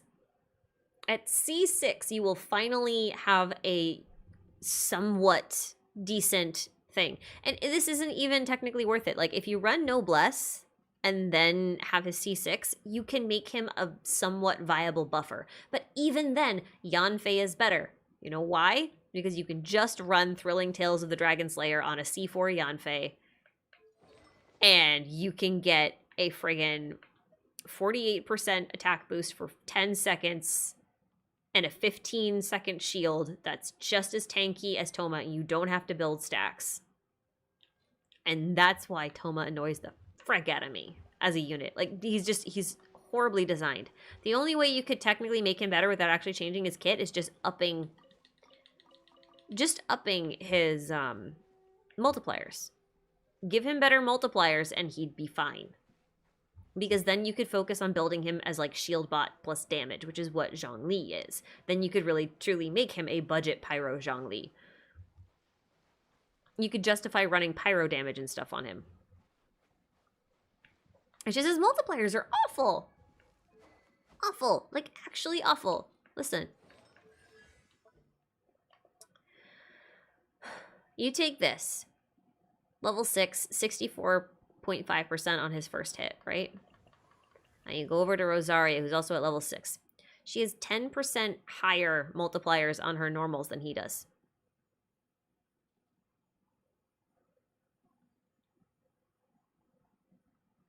In a 5-hit combo. Anyway, that's my Toma slander for today. I'm just running him because I want to feel like he's useful, okay? It just makes me sad. Just makes me very sad. Anyway, I also think that's really all I have to do today. I'm pretty sure that's all I have to do. I'm mostly caught up on all my farming, I think, now. Yeah? Oh, there is one last thing to do. Well, there's 2 things to do. We'll do one first. We'll do this one first. We'll do this one first. I know, his animations are so cool. This is why I really want MiHoYo to release a system where, like, we can summon for pieces of a unit's kit. Which sounds like an awful thing, but hear me out. Like, say a unit like Toma, right, gets released with this particular kit. And then later they realize no one's using Toma. We want to increase the people's ability to use Toma. What happens if we, say, give people the ability to upgrade this right here, right? Or to even give him an additional passive. So the fact that these say level 1 on them makes me think that one day they will be upgradable, even though we're currently at max level for these. But, like, picture if you could summon for a new passive on him, or a new skill, and you could swap his Blazing Barrier with another skill, or something similar. Like, that would be really, really cool, because it would be a way to buff characters without technically buffing characters. And maybe, like, I don't know, you summon a Toma and you get, like, 5 Toma shards or something. And when you get 15 Toma shards, you can unlock a new passive. Something like that. That would encourage people to summon for duplicate copies of things. I feel like there's something I forgot to do. I just think that that would be really cool because it would also give shush. It would also give people a reason to continue to summon for characters that they already have and to use old characters, but then MiHoYo's still getting money because they still have primos going in, right? Like, there's ways to do this. Anyway. I don't think it would make it less playable for free-to-play. I really don't. If you ever have... I'm not telling you why I think Otto is Dainsleif. I just think Otto and Dainsleif are very, very, very similar. Dainsleif is just a chill, humbled Otto. One that basically lost hope. Like, I think people forget that Otto wasn't always a psychopath.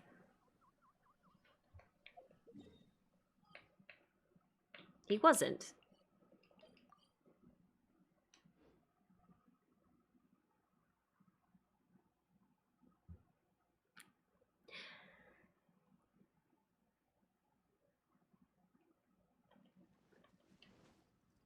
Dun, dun, dun, dun, dun, dun, dun, dun, dun.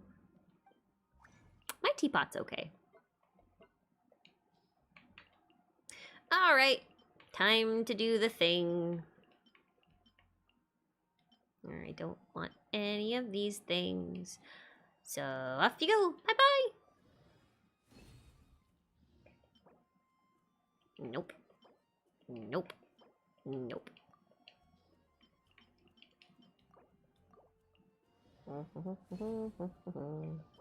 Nope. Nothing good today. However, there is one thing that we got that I want to roll on.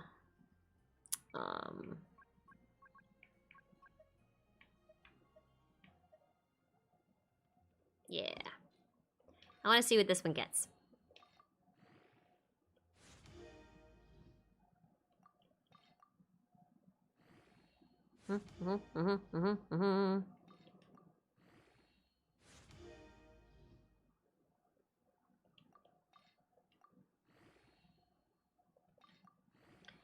And defense. Yeah, I don't want it. I don't want it. I don't want it. Not worth it. Not worth it. Because if I raise that to 8, I mean, I guess I could try it. I hate that it resets this every time I do this. Like, I guess I could try it. It's not, I don't feel like it's worth it, though, because it's a flower. And this is just an effective way to use up artifact slots anyway. I'll probably feed this to something else if it doesn't roll crit well. This 3.1 is like a mid-roll, right? It's 2.7, 3.1, and 3.9, yeah? Oh, don't be like that, Lily. Of course it rolls crit.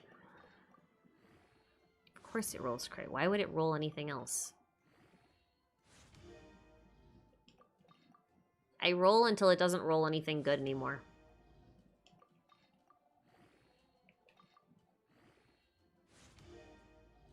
Yep. That's it. We're done.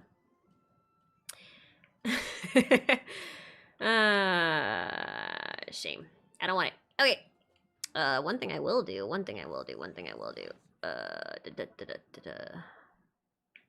Alright. Let's see if I have anything that I want to feed this to. Like anything else that I want to raise.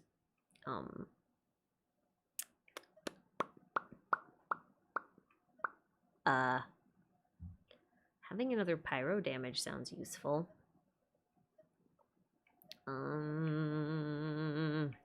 What do I want to put in here? I don't know.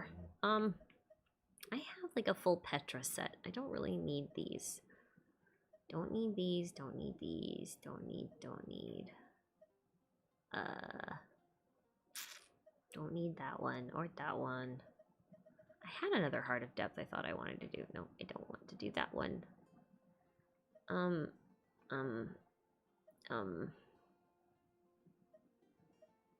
These are all my questionable pieces. Just trying to see if there's anything in here at all that I want to roll on.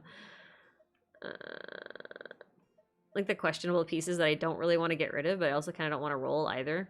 If you're wondering why I'm not rolling this feather, it's because... Hang on.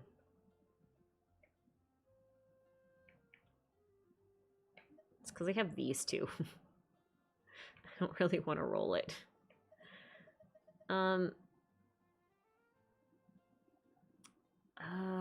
This one has rolled. Let's do this one. We'll throw this on it.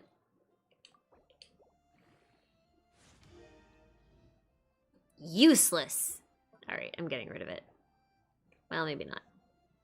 Well, let's I'll raise it to 16. I might get rid of it too. I don't know, we'll see.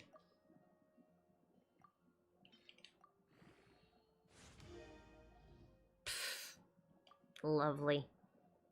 All right, well, I don't really have a use for this anyway, so let's feed it to something. Levi, stop it, please. I want to feed it to something. Cannibalize, cannibalize. We gonna do the cannibalize. Nope. Yeah. Not really. I don't really want to do any of these.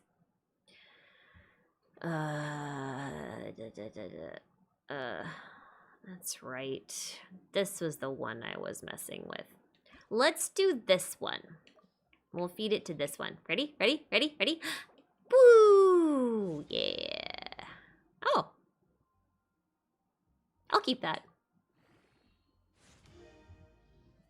Actually, I think it's, the sad thing is I don't have anyone to use this set. I'm just building it in the hopes that someone will use it eventually. I have a crit damage one. This one's never going to be as good as that one. Oh, wait, no, it's got crit rate. That one's got crit rate, too. I'm never going to use this. Why am I building it? I don't know. Oh, well, whatever. It's there. The sweet, sweet taste of victory. And that's why I've never spent a single moron. Anyway. I don't know if I'm summoning for Ayato, though. I might. Well, I might not. It depends. It depends. I finally have my Scaramouche savings back. And so I'm deciding whether or not I want to try to summon for Ayato or Kokomi. And I'm kind of tempted to go for Kokomi instead. She seems more useful.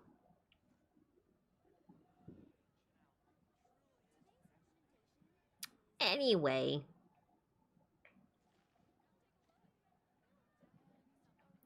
I think I've only actually answered like 5 questions this entire stream because they've all been extremely long answers. Oh well. Oh well. That is how the cookie crumbles, I suppose. Well, I'm caught up on everything. Toma is gonna stand very awkwardly in front of Wagner.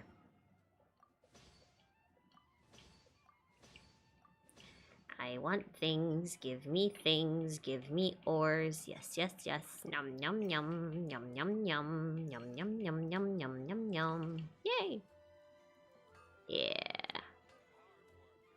Opinion on the new Mario Kart tracks. I don't play Mario Kart. I don't like racing games. So I have no opinion. Seems like a nice buy, though. 48 tracks for 20 bucks.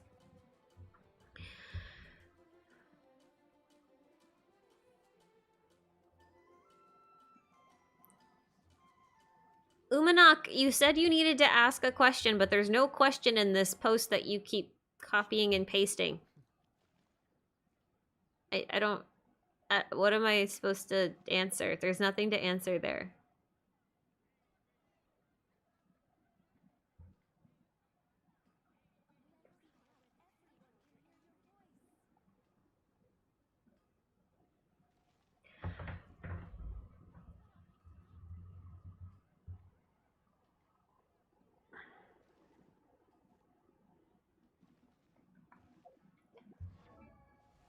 I don't even have Lumine. I have Ether.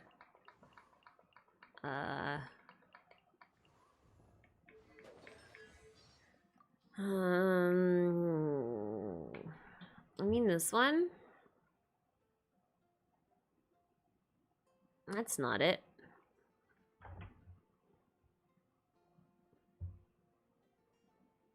Yeah, I do think there should be 5 forging slots. Backstreet Boys are in sync. Oh, man. That's a throwback right there. What types of videos did you make before Genshin lore videos, and how long does it take for me to research each one? Oh, man. That depends. That really depends. I made Fire Emblem Hero videos before I did this. I was doing competitive PvP for turn-based strategy games, which sounds like a complete oxymoron when you think about it. Yeah. He doesn't have a lot of... I just get one. Sorry, Timmy. Bye, Timmy. You didn't see anything, Timmy.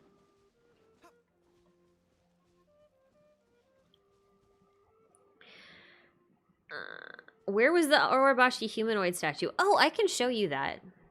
I can do that before I sign off. Let's see if I remember where it was. It is over here, I think. I'm pretty sure. I think it's over here.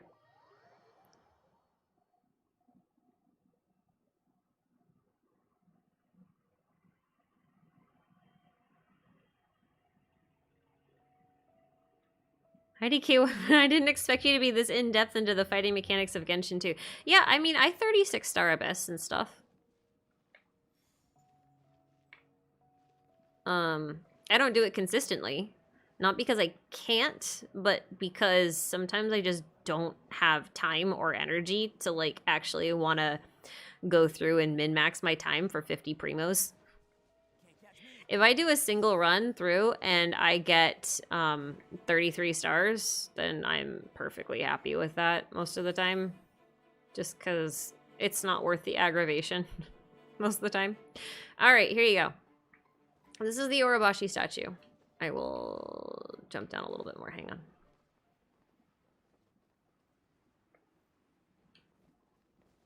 Ta-da! This is him. You see the big snake? Big snake, big snake. Half of his body is a snake. I'm pretty sure this is going to be the statue we have to go to for the 2.5 live stream.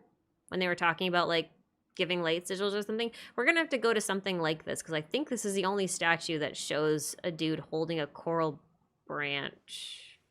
Wait, no, that's not right. Is it? No, because most of them hold cups. I can't remember. Yeah. Ta-da!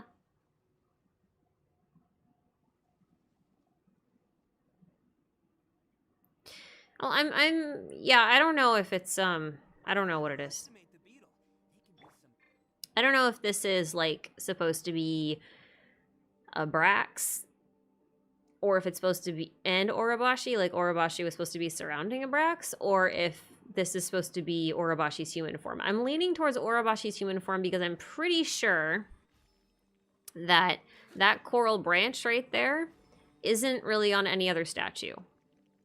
But this lamp is supposedly, like, an Abrax thing. So it's kind of hard to say. We'll see. I'm pretty sure it's Orobashi. Oh, yeah, most of the others just hold cups like this one. See? See? Got a cup. I don't think there's another one that holds a branch, but I could be wrong. I vaguely recall one, but it might just be the one that I remember seeing in the live stream. So, you know. Yeah. Oh my god, there's a lot of questions. Guys, there's a lot of questions. I haven't gotten the RNG for the Mondstadt commission yet, so I haven't seen the Moda thing yet. All RNG locked. Can't do anything about it.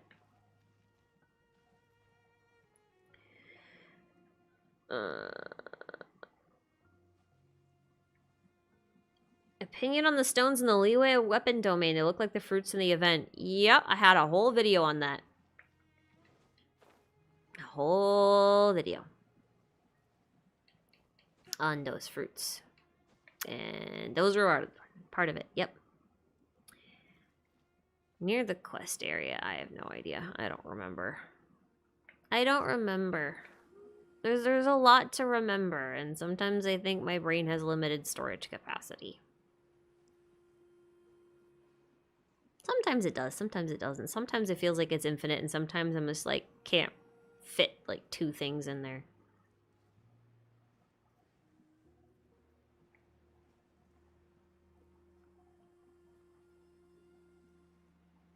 Mona bought a new outfit, so she's been evicted from her house because now she can't afford rent. Yeah. Something like that. Sounds right.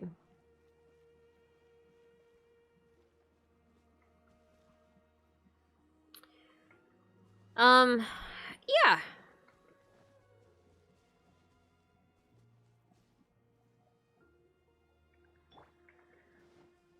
Yep. Anyway, I don't have anything else to say. There's a ton of questions in chat, and I honestly I can't answer all of them. I've answered some. I'm sorry if I didn't get to your question. Sometimes it's just not possible because I like to give more than just yes or no answers, and that takes time, and we just don't have time.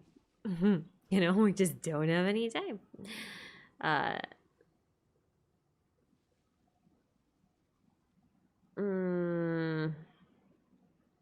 Could it be that corrosion and karma and so on are some form of Honkai and Teyvat? Like maybe it takes over powerful creatures, making them a threat for the world. It's possible.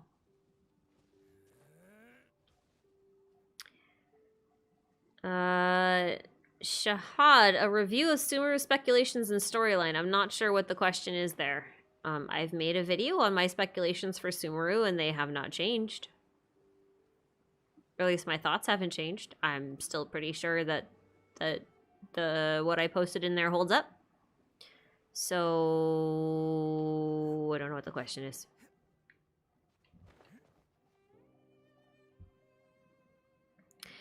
Was the statue in there? I don't know. I don't remember. Might be a new one. Might be a new statue that shows up. Apparently you're supposed to see like a lot of new things. So that could be just one of them. You ever just want to jump into the abyss?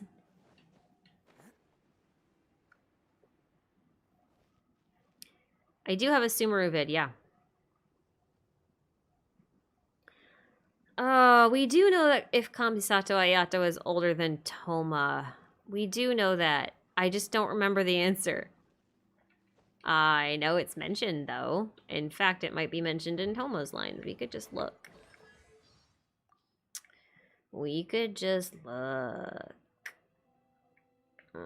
This one. Maybe it's not. I think Toma is older, but not by much. I think. Don't quote me on that. I'm not actually sure. I know it's been figured out. I just don't remember what the answer was.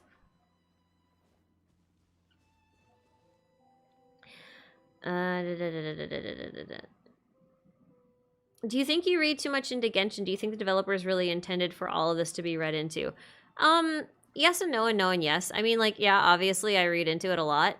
I definitely do theories that are sometimes big stretches, and sometimes my big stretches are oddly accurate in the end.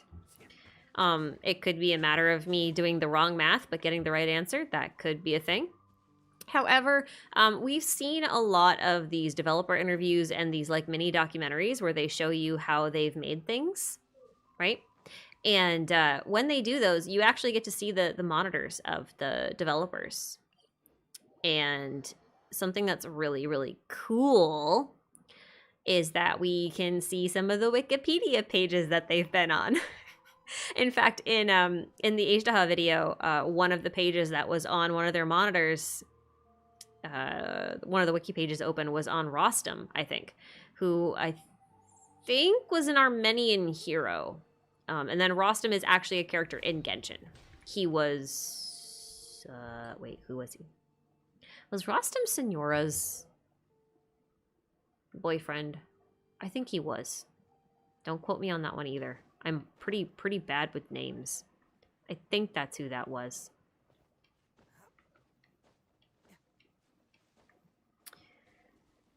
Yeah. So like I do, but I also don't. We also can base a lot of what we know about Genshin on Honkai, not because the two are connected, but because they're both made by the same company. And being made by the same company means that the company tends to use similar practices for constructing the world of each one. I've talked to a couple of professional world builders. Like that's what they do for work. They get hired on video games to actually construct the frameworks for video game worlds, and they've basically confirmed a lot of suspicions on how Genshin's lore is structured and how they've built it, and it's actually pretty masterful. And those aren't really my words; those are the words of the professional world builders that I was talking to. They were saying like even by their standards, like it's a masterclass in using real world mythology to actually build out a world. So I think when you start to dig into mythology and a good large variety of mythologies from around the world and different time periods and variations and things like that, you're going to find that a lot of your video game stuff starts to feel less original, because you'll start to see things crop up over and over again. Like, for example, I forgot all about this, but I used to play a lot of Xenosaga and Xenogears and Xenoblade. I still play Xenoblade. I just don't play Xenosaga because I can't stand Shion. But I miss Cosmos. She's cool. I like her. So like, going back to Xenosaga now, knowing what I know now that I didn't know then, I've realized that there's so much Gnosticism in Xenosaga that a lot of that plot actually ended up being somewhat predictable, because they did take so much inspiration from a real world thing, and then they kind of like tweaked it and made adjustments to it. And that's just kind of how this level of world building works.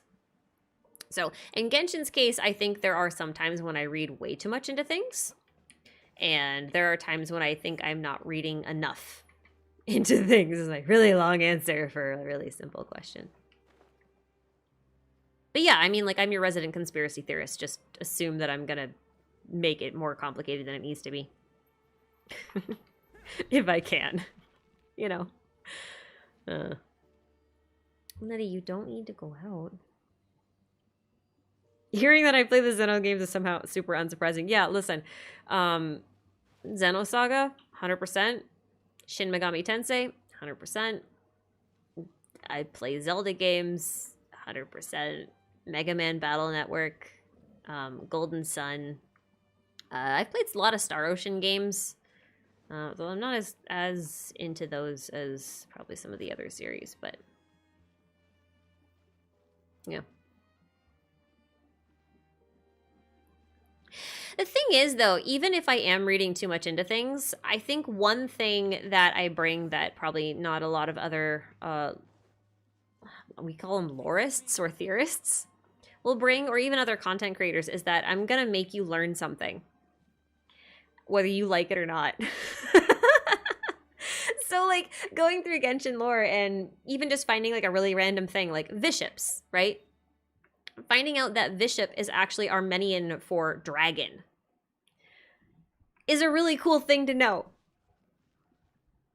And I can pass that, even if it ends up having no impact whatsoever on the story.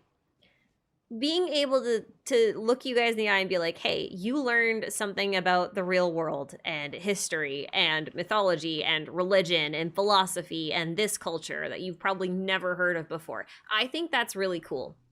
And we see that kind of like with Yunjin, how she was our introduction to the Peking opera, right? And a lot of people have never been interested in the Peking opera, and yet that performance of hers went viral, right? And a lot of people got to learn about this really cool aspect of Chinese heritage that otherwise would have gone completely, under the radar. And I think that's super cool. It may or may not have any real lore implications, and I don't think it's important that it does or that it doesn't. I just think it's neat that we're given the opportunity to learn something new through a medium that we enjoy, which is video games, because history in school is boring as shit. Don't at me. It is.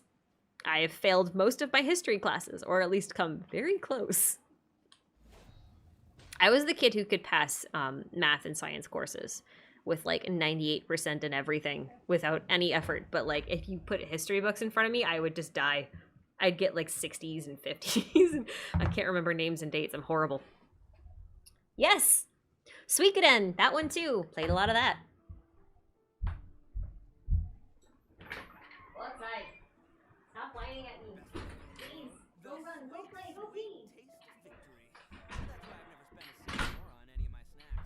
Some days. Some days. Oh, I see. They didn't want to run. They didn't want to pee.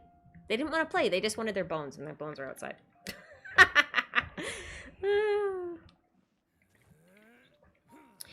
So anyway, yeah, that's my... See, you asked me a really simple question, and I have like this extremely long answer. And that's why I don't answer many questions on stream. And yeah, oh, sorry. I can't help it. I should stream more. I just don't have a whole lot of time to do so. It looks like I have time now, but like this is the first free time I've had in a month to do something. So there's that. That's why I wanted to do this tonight, even though it was kind of impromptu. So I really appreciate y'all for turning out. I have not played Five Nights at Freddy's, so I can't solve that lore. I'm also pretty sure I've heard from some other theorists that I watched that the guy who makes Five Nights at Freddy, he kind of like pays attention to fan theories, and whatever he likes, he kind of accepts as his canon, and then he like retcons it in. I don't know how true that is because I don't really know much about the game, but I've just heard that from other theorists that I follow from other series, which I think is hysterical. So, oh, right, expectations for the chasm. Okay, well, you know, I can hang around for like another little bit. Let's talk about the 2.5 live stream and some stuff there. How's that? Oh, actually, hang on. I don't want to go here. One place I haven't done like a whole lot is in here.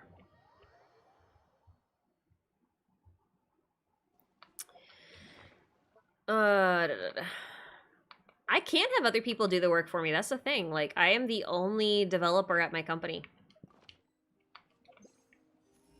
So, I am the only one who can do the work.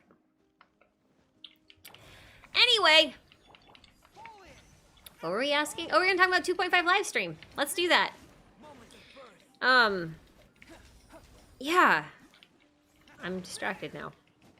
Probably shouldn't have done this because now I'm gonna be distracted because I have the attention span of a magpie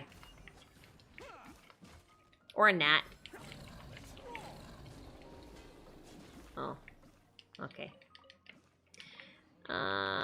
One thing we will do though. Hang on. One thing I want to do. I like to feel like Toma's not useless, so I put him on this team. Except that that's not really a good explanation. Happy Valentine's Day!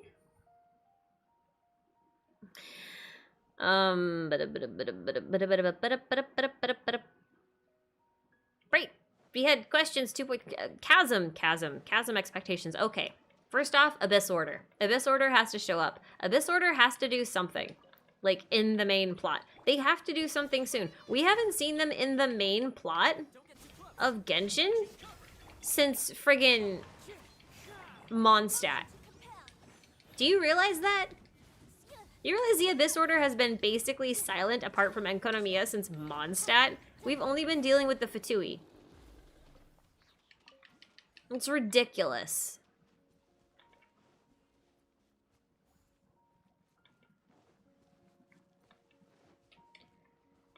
Absolutely ridiculous. So Abyss Order has to show up.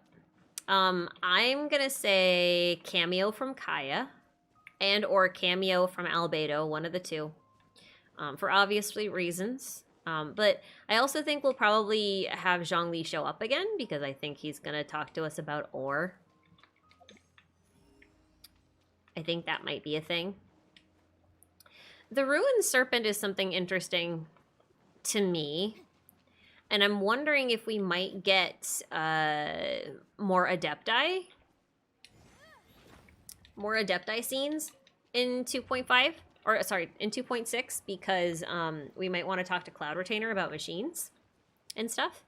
I think that could be a real thing. I'm expecting to not find another Enkanomiya, but to find maybe the ruins of something underneath there. The chasm was created by a meteor. So one thing I'd really like to get, and this is more of I would really love to have this, and I don't know that we'll get it, but I just want it anyway. Oh, this pin needs to go away. This isn't a real pin anymore. I would absolutely love to get Traveler lore. That is the one lore that we are so lacking in, is lore about the Traveler. And I really, really, really, really, really want Traveler lore. And because the twins arrived in Teyvat on a meteor, and the chasm was created by a meteor, I'm wondering if we'll start seeing pieces of the Travelers, not necessarily their past, but like things they recognize that we don't, that's from their past. You know what I mean? That's what I'm really hoping for. I would love, love, love, love for Traveler lore in 2.6. Please. Paimon's origins, wait till the next theory video. I'll give you Paimon's origins. I'm pretty confident about Paimon's origins right now. Actually, I can't fight those. I'm all pyro right now. I'm pretty confident. I'm fairly confident. Confident enough for now, anyway, with the information that we have. I'm pretty, yeah. Yeah. No! Leave me alone! Don't track me!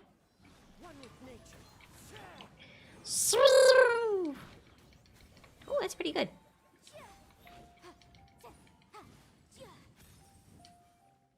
Stamina! I have none.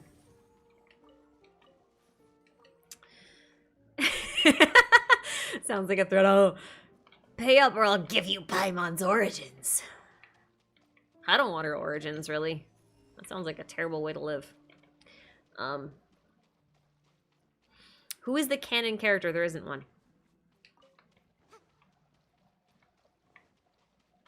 We need to stop thinking of Lumine and Ether as canon or non-canon characters. The reason why Ether is canon is far less interesting than you think. The reason he's like the one that's always used in materials and stuff is primarily because he's the one they animate first. That they didn't plan on having a female protagonist in the very beginning, and then they decided to add it in later. And so when they render cutscenes and stuff, they start out rendering it with Ether. And then when they release the full thing, they add a rendered Lumine cutscene. So she gets added later. And because promotional materials have to be put out before development is done, Ether stuff is always done before Lumine's, because he's the base model. And Lumine's needs extra working on. So that's why Ether is always the character that's featured. And that's probably why people who really love Lumine and want to see more of her probably won't see more of her. Not because MiHoYo doesn't like them or anything, but just because. Just because. Do I think we'll see more weapon types? I don't know what weapon types they'd even add, to be honest. Oh my god. Stop shooting me.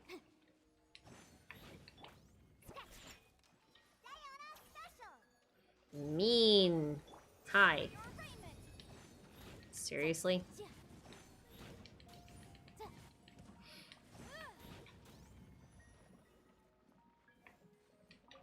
Anyway. What about birthday art? I think birthday art is more just consistency thing. I think they could very easily add in Lumine if they wanted to, but I think at this point they've had Ether as the focus so much that if they started putting Lumine into birthday art and stuff, they might feel like they're confusing players. I feel like that kind of fear is a bit unfounded, but I wonder if that might be something along the lines of what they're thinking. Like, oh wait, is this happening in the abyss? Like, what's going on? You know what I mean? I wonder about that. I don't know that it's a good reason or that it's even a reason, but like, yeah. I just wonder. That's all. Just wondering. Aw, come on, Toma.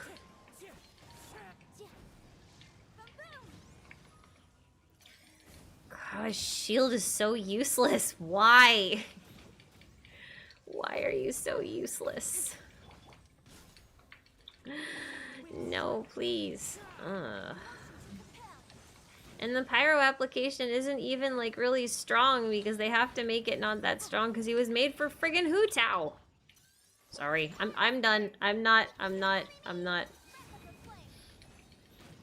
won't do it. Leave me alone. Okay, so the thing is, with axes, guns, and knuckles, I could see them adding like a hammer, maybe. But like, a hammer is basically a claymore, right? Like, Ito doesn't fight with a claymore, he fights with a club. You know, but he's a claymore type.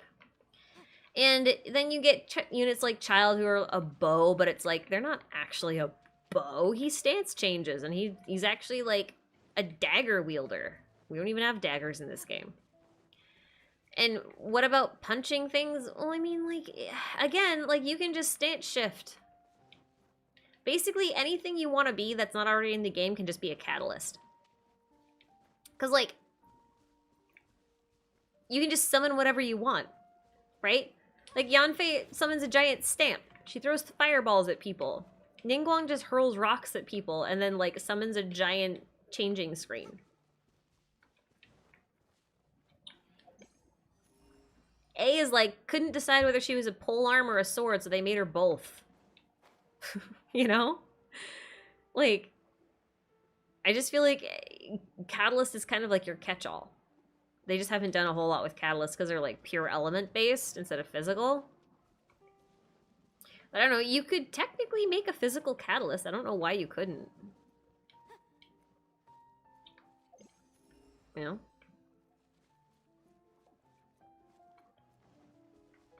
Anyway.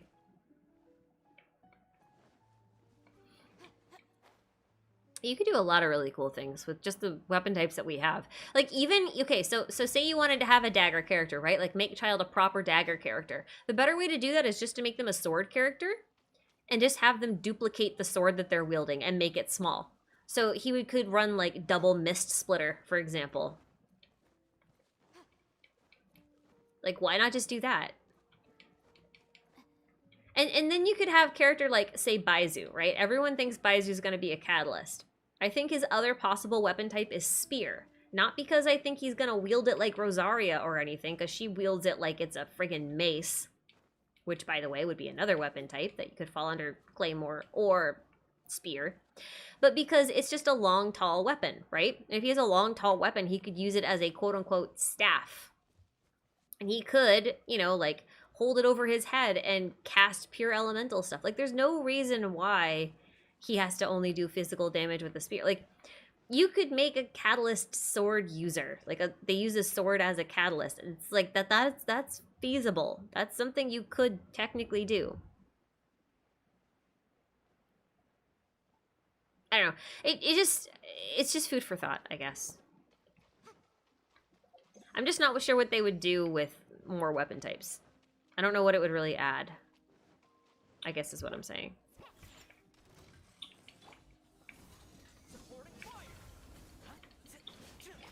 Thank you for finally applying Pyro. Useless shield.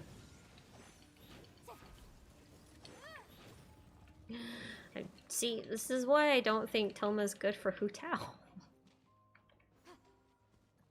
Like, just use Shield Fae. Just use Tank Fae. She won't miss. She has such long range.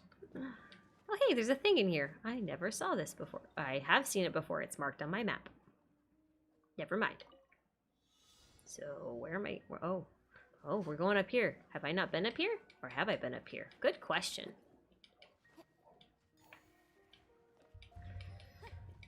Where am I going? Oh, hello. Goodbye. Nope. Nope. Nope. There's a Sealy! Ow! Mean!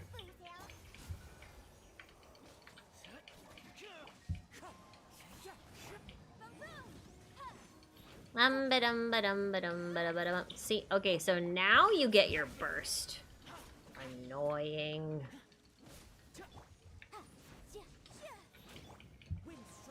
Mm-hmm. I really want my C4 Yanfei. That would be nice.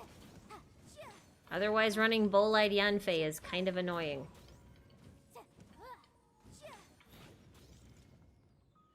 Kind of. There's a Sealy! I want the Sealy. Oh. What's shooting at me? He went up there. Okay. Hi, Sealy! Be my friend. Give me treasure.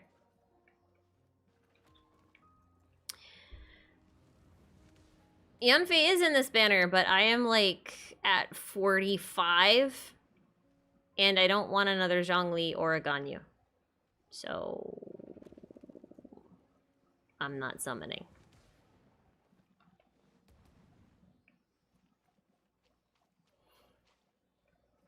Sealy, come on, let's go home. Come on, friend. Stop stopping.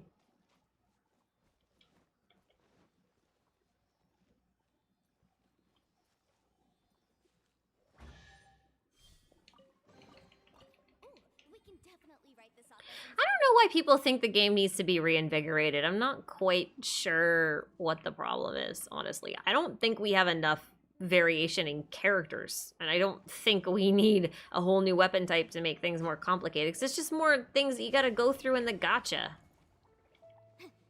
You just need better character design. More variety, that's all. I don't think you need more weapon types. And I guess that's just my opinion. And I recognize it's not a very popular one, because I've heard this echoed a lot, but I'm also not the kind of person who plays this game specifically for... I don't want to say meta, but like... combat, primarily. Like, I like combat. I play for combat. I do. I optimize. I min-max. I do all that kind of stuff. But, like, that's not where I derive enjoyment from the game. So I guess I don't really understand the desire there. It doesn't make much sense to me.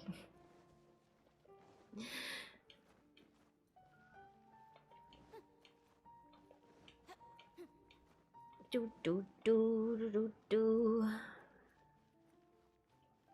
We're here. Look at all these. You know what these interesting about these winds is they look a lot like the stuff around the sacred Sakura, don't they?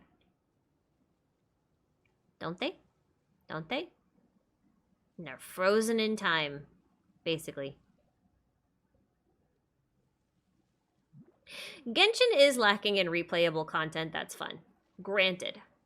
I do think they're going to rectify that, but it's just not going to be as fast of a rectification as people want it to be, that's all. Them's the facts.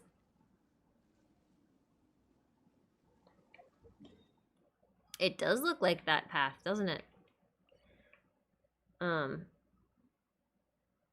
But yeah, I am officially out of things to do. Because I don't have anything else I need doing right now.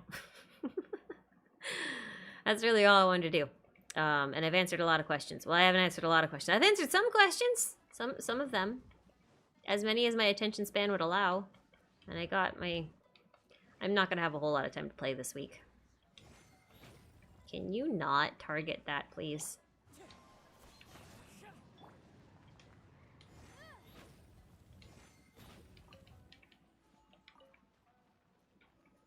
Do-do-do. Anyway. Oh, they saw me. Hi. What's up? Oh dear.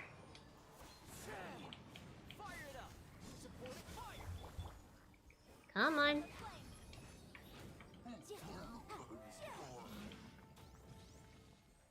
See, bye-bye. Yep. Let's run away so that when I boot up the game, I am not again in the spot where I'm just gonna get smacked in the face. That'd be cool. I think that's a good idea. We'll stand on this path and get run over by a stray cart instead.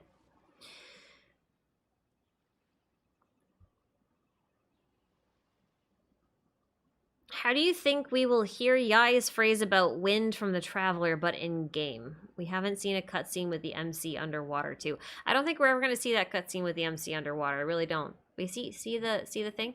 You see the windies, the swirly swirlies. Yeah, swirly swirlies.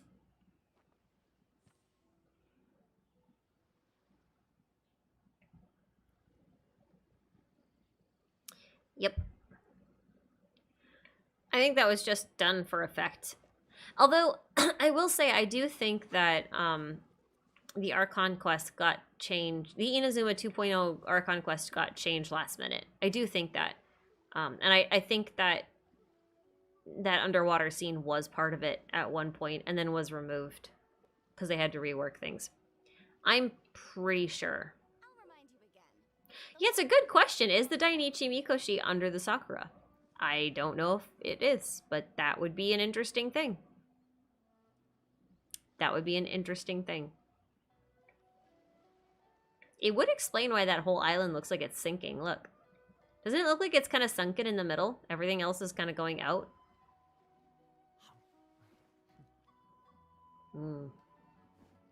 Interesting.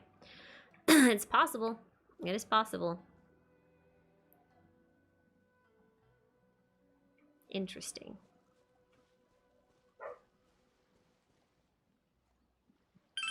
Well, that's my cue. I'm gonna head out. I think 2.5 is gonna be interesting. I think we won't see Scaramouche at all. That's my prediction. I don't think we'll see him. I don't think we'll see him again until like 2.8. No, 2.7. I think we'll see him in 2.7. That's what I think. Do I have any other predictions? I have a prediction that Yae Miko is going to make a lot of people, a lot of meta people a little bit irritated. But also a lot of people happy because she's finally playable. And what else? I think there's a strong possibility that we won't have an A anymore.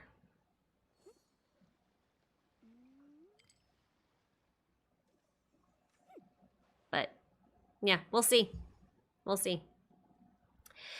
Anyway, guys, that's it from me. That's it from me. No, I'm just gonna leave it there. I'm not going to elaborate. No explanations. No explanations. I think there's a possibility. I do. She's already dead. I mean, what's the big deal?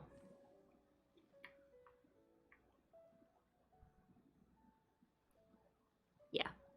All right, I'm heading out. Thanks everybody for showing up. Thanks you all so much. I have refused to elaborate, and that means it is time for me to leave. Thank you all for watching. Take care. Good night. I'll see you probably, oh dear, next month. Yeah, it's gonna be a while. I got a lot of work to do.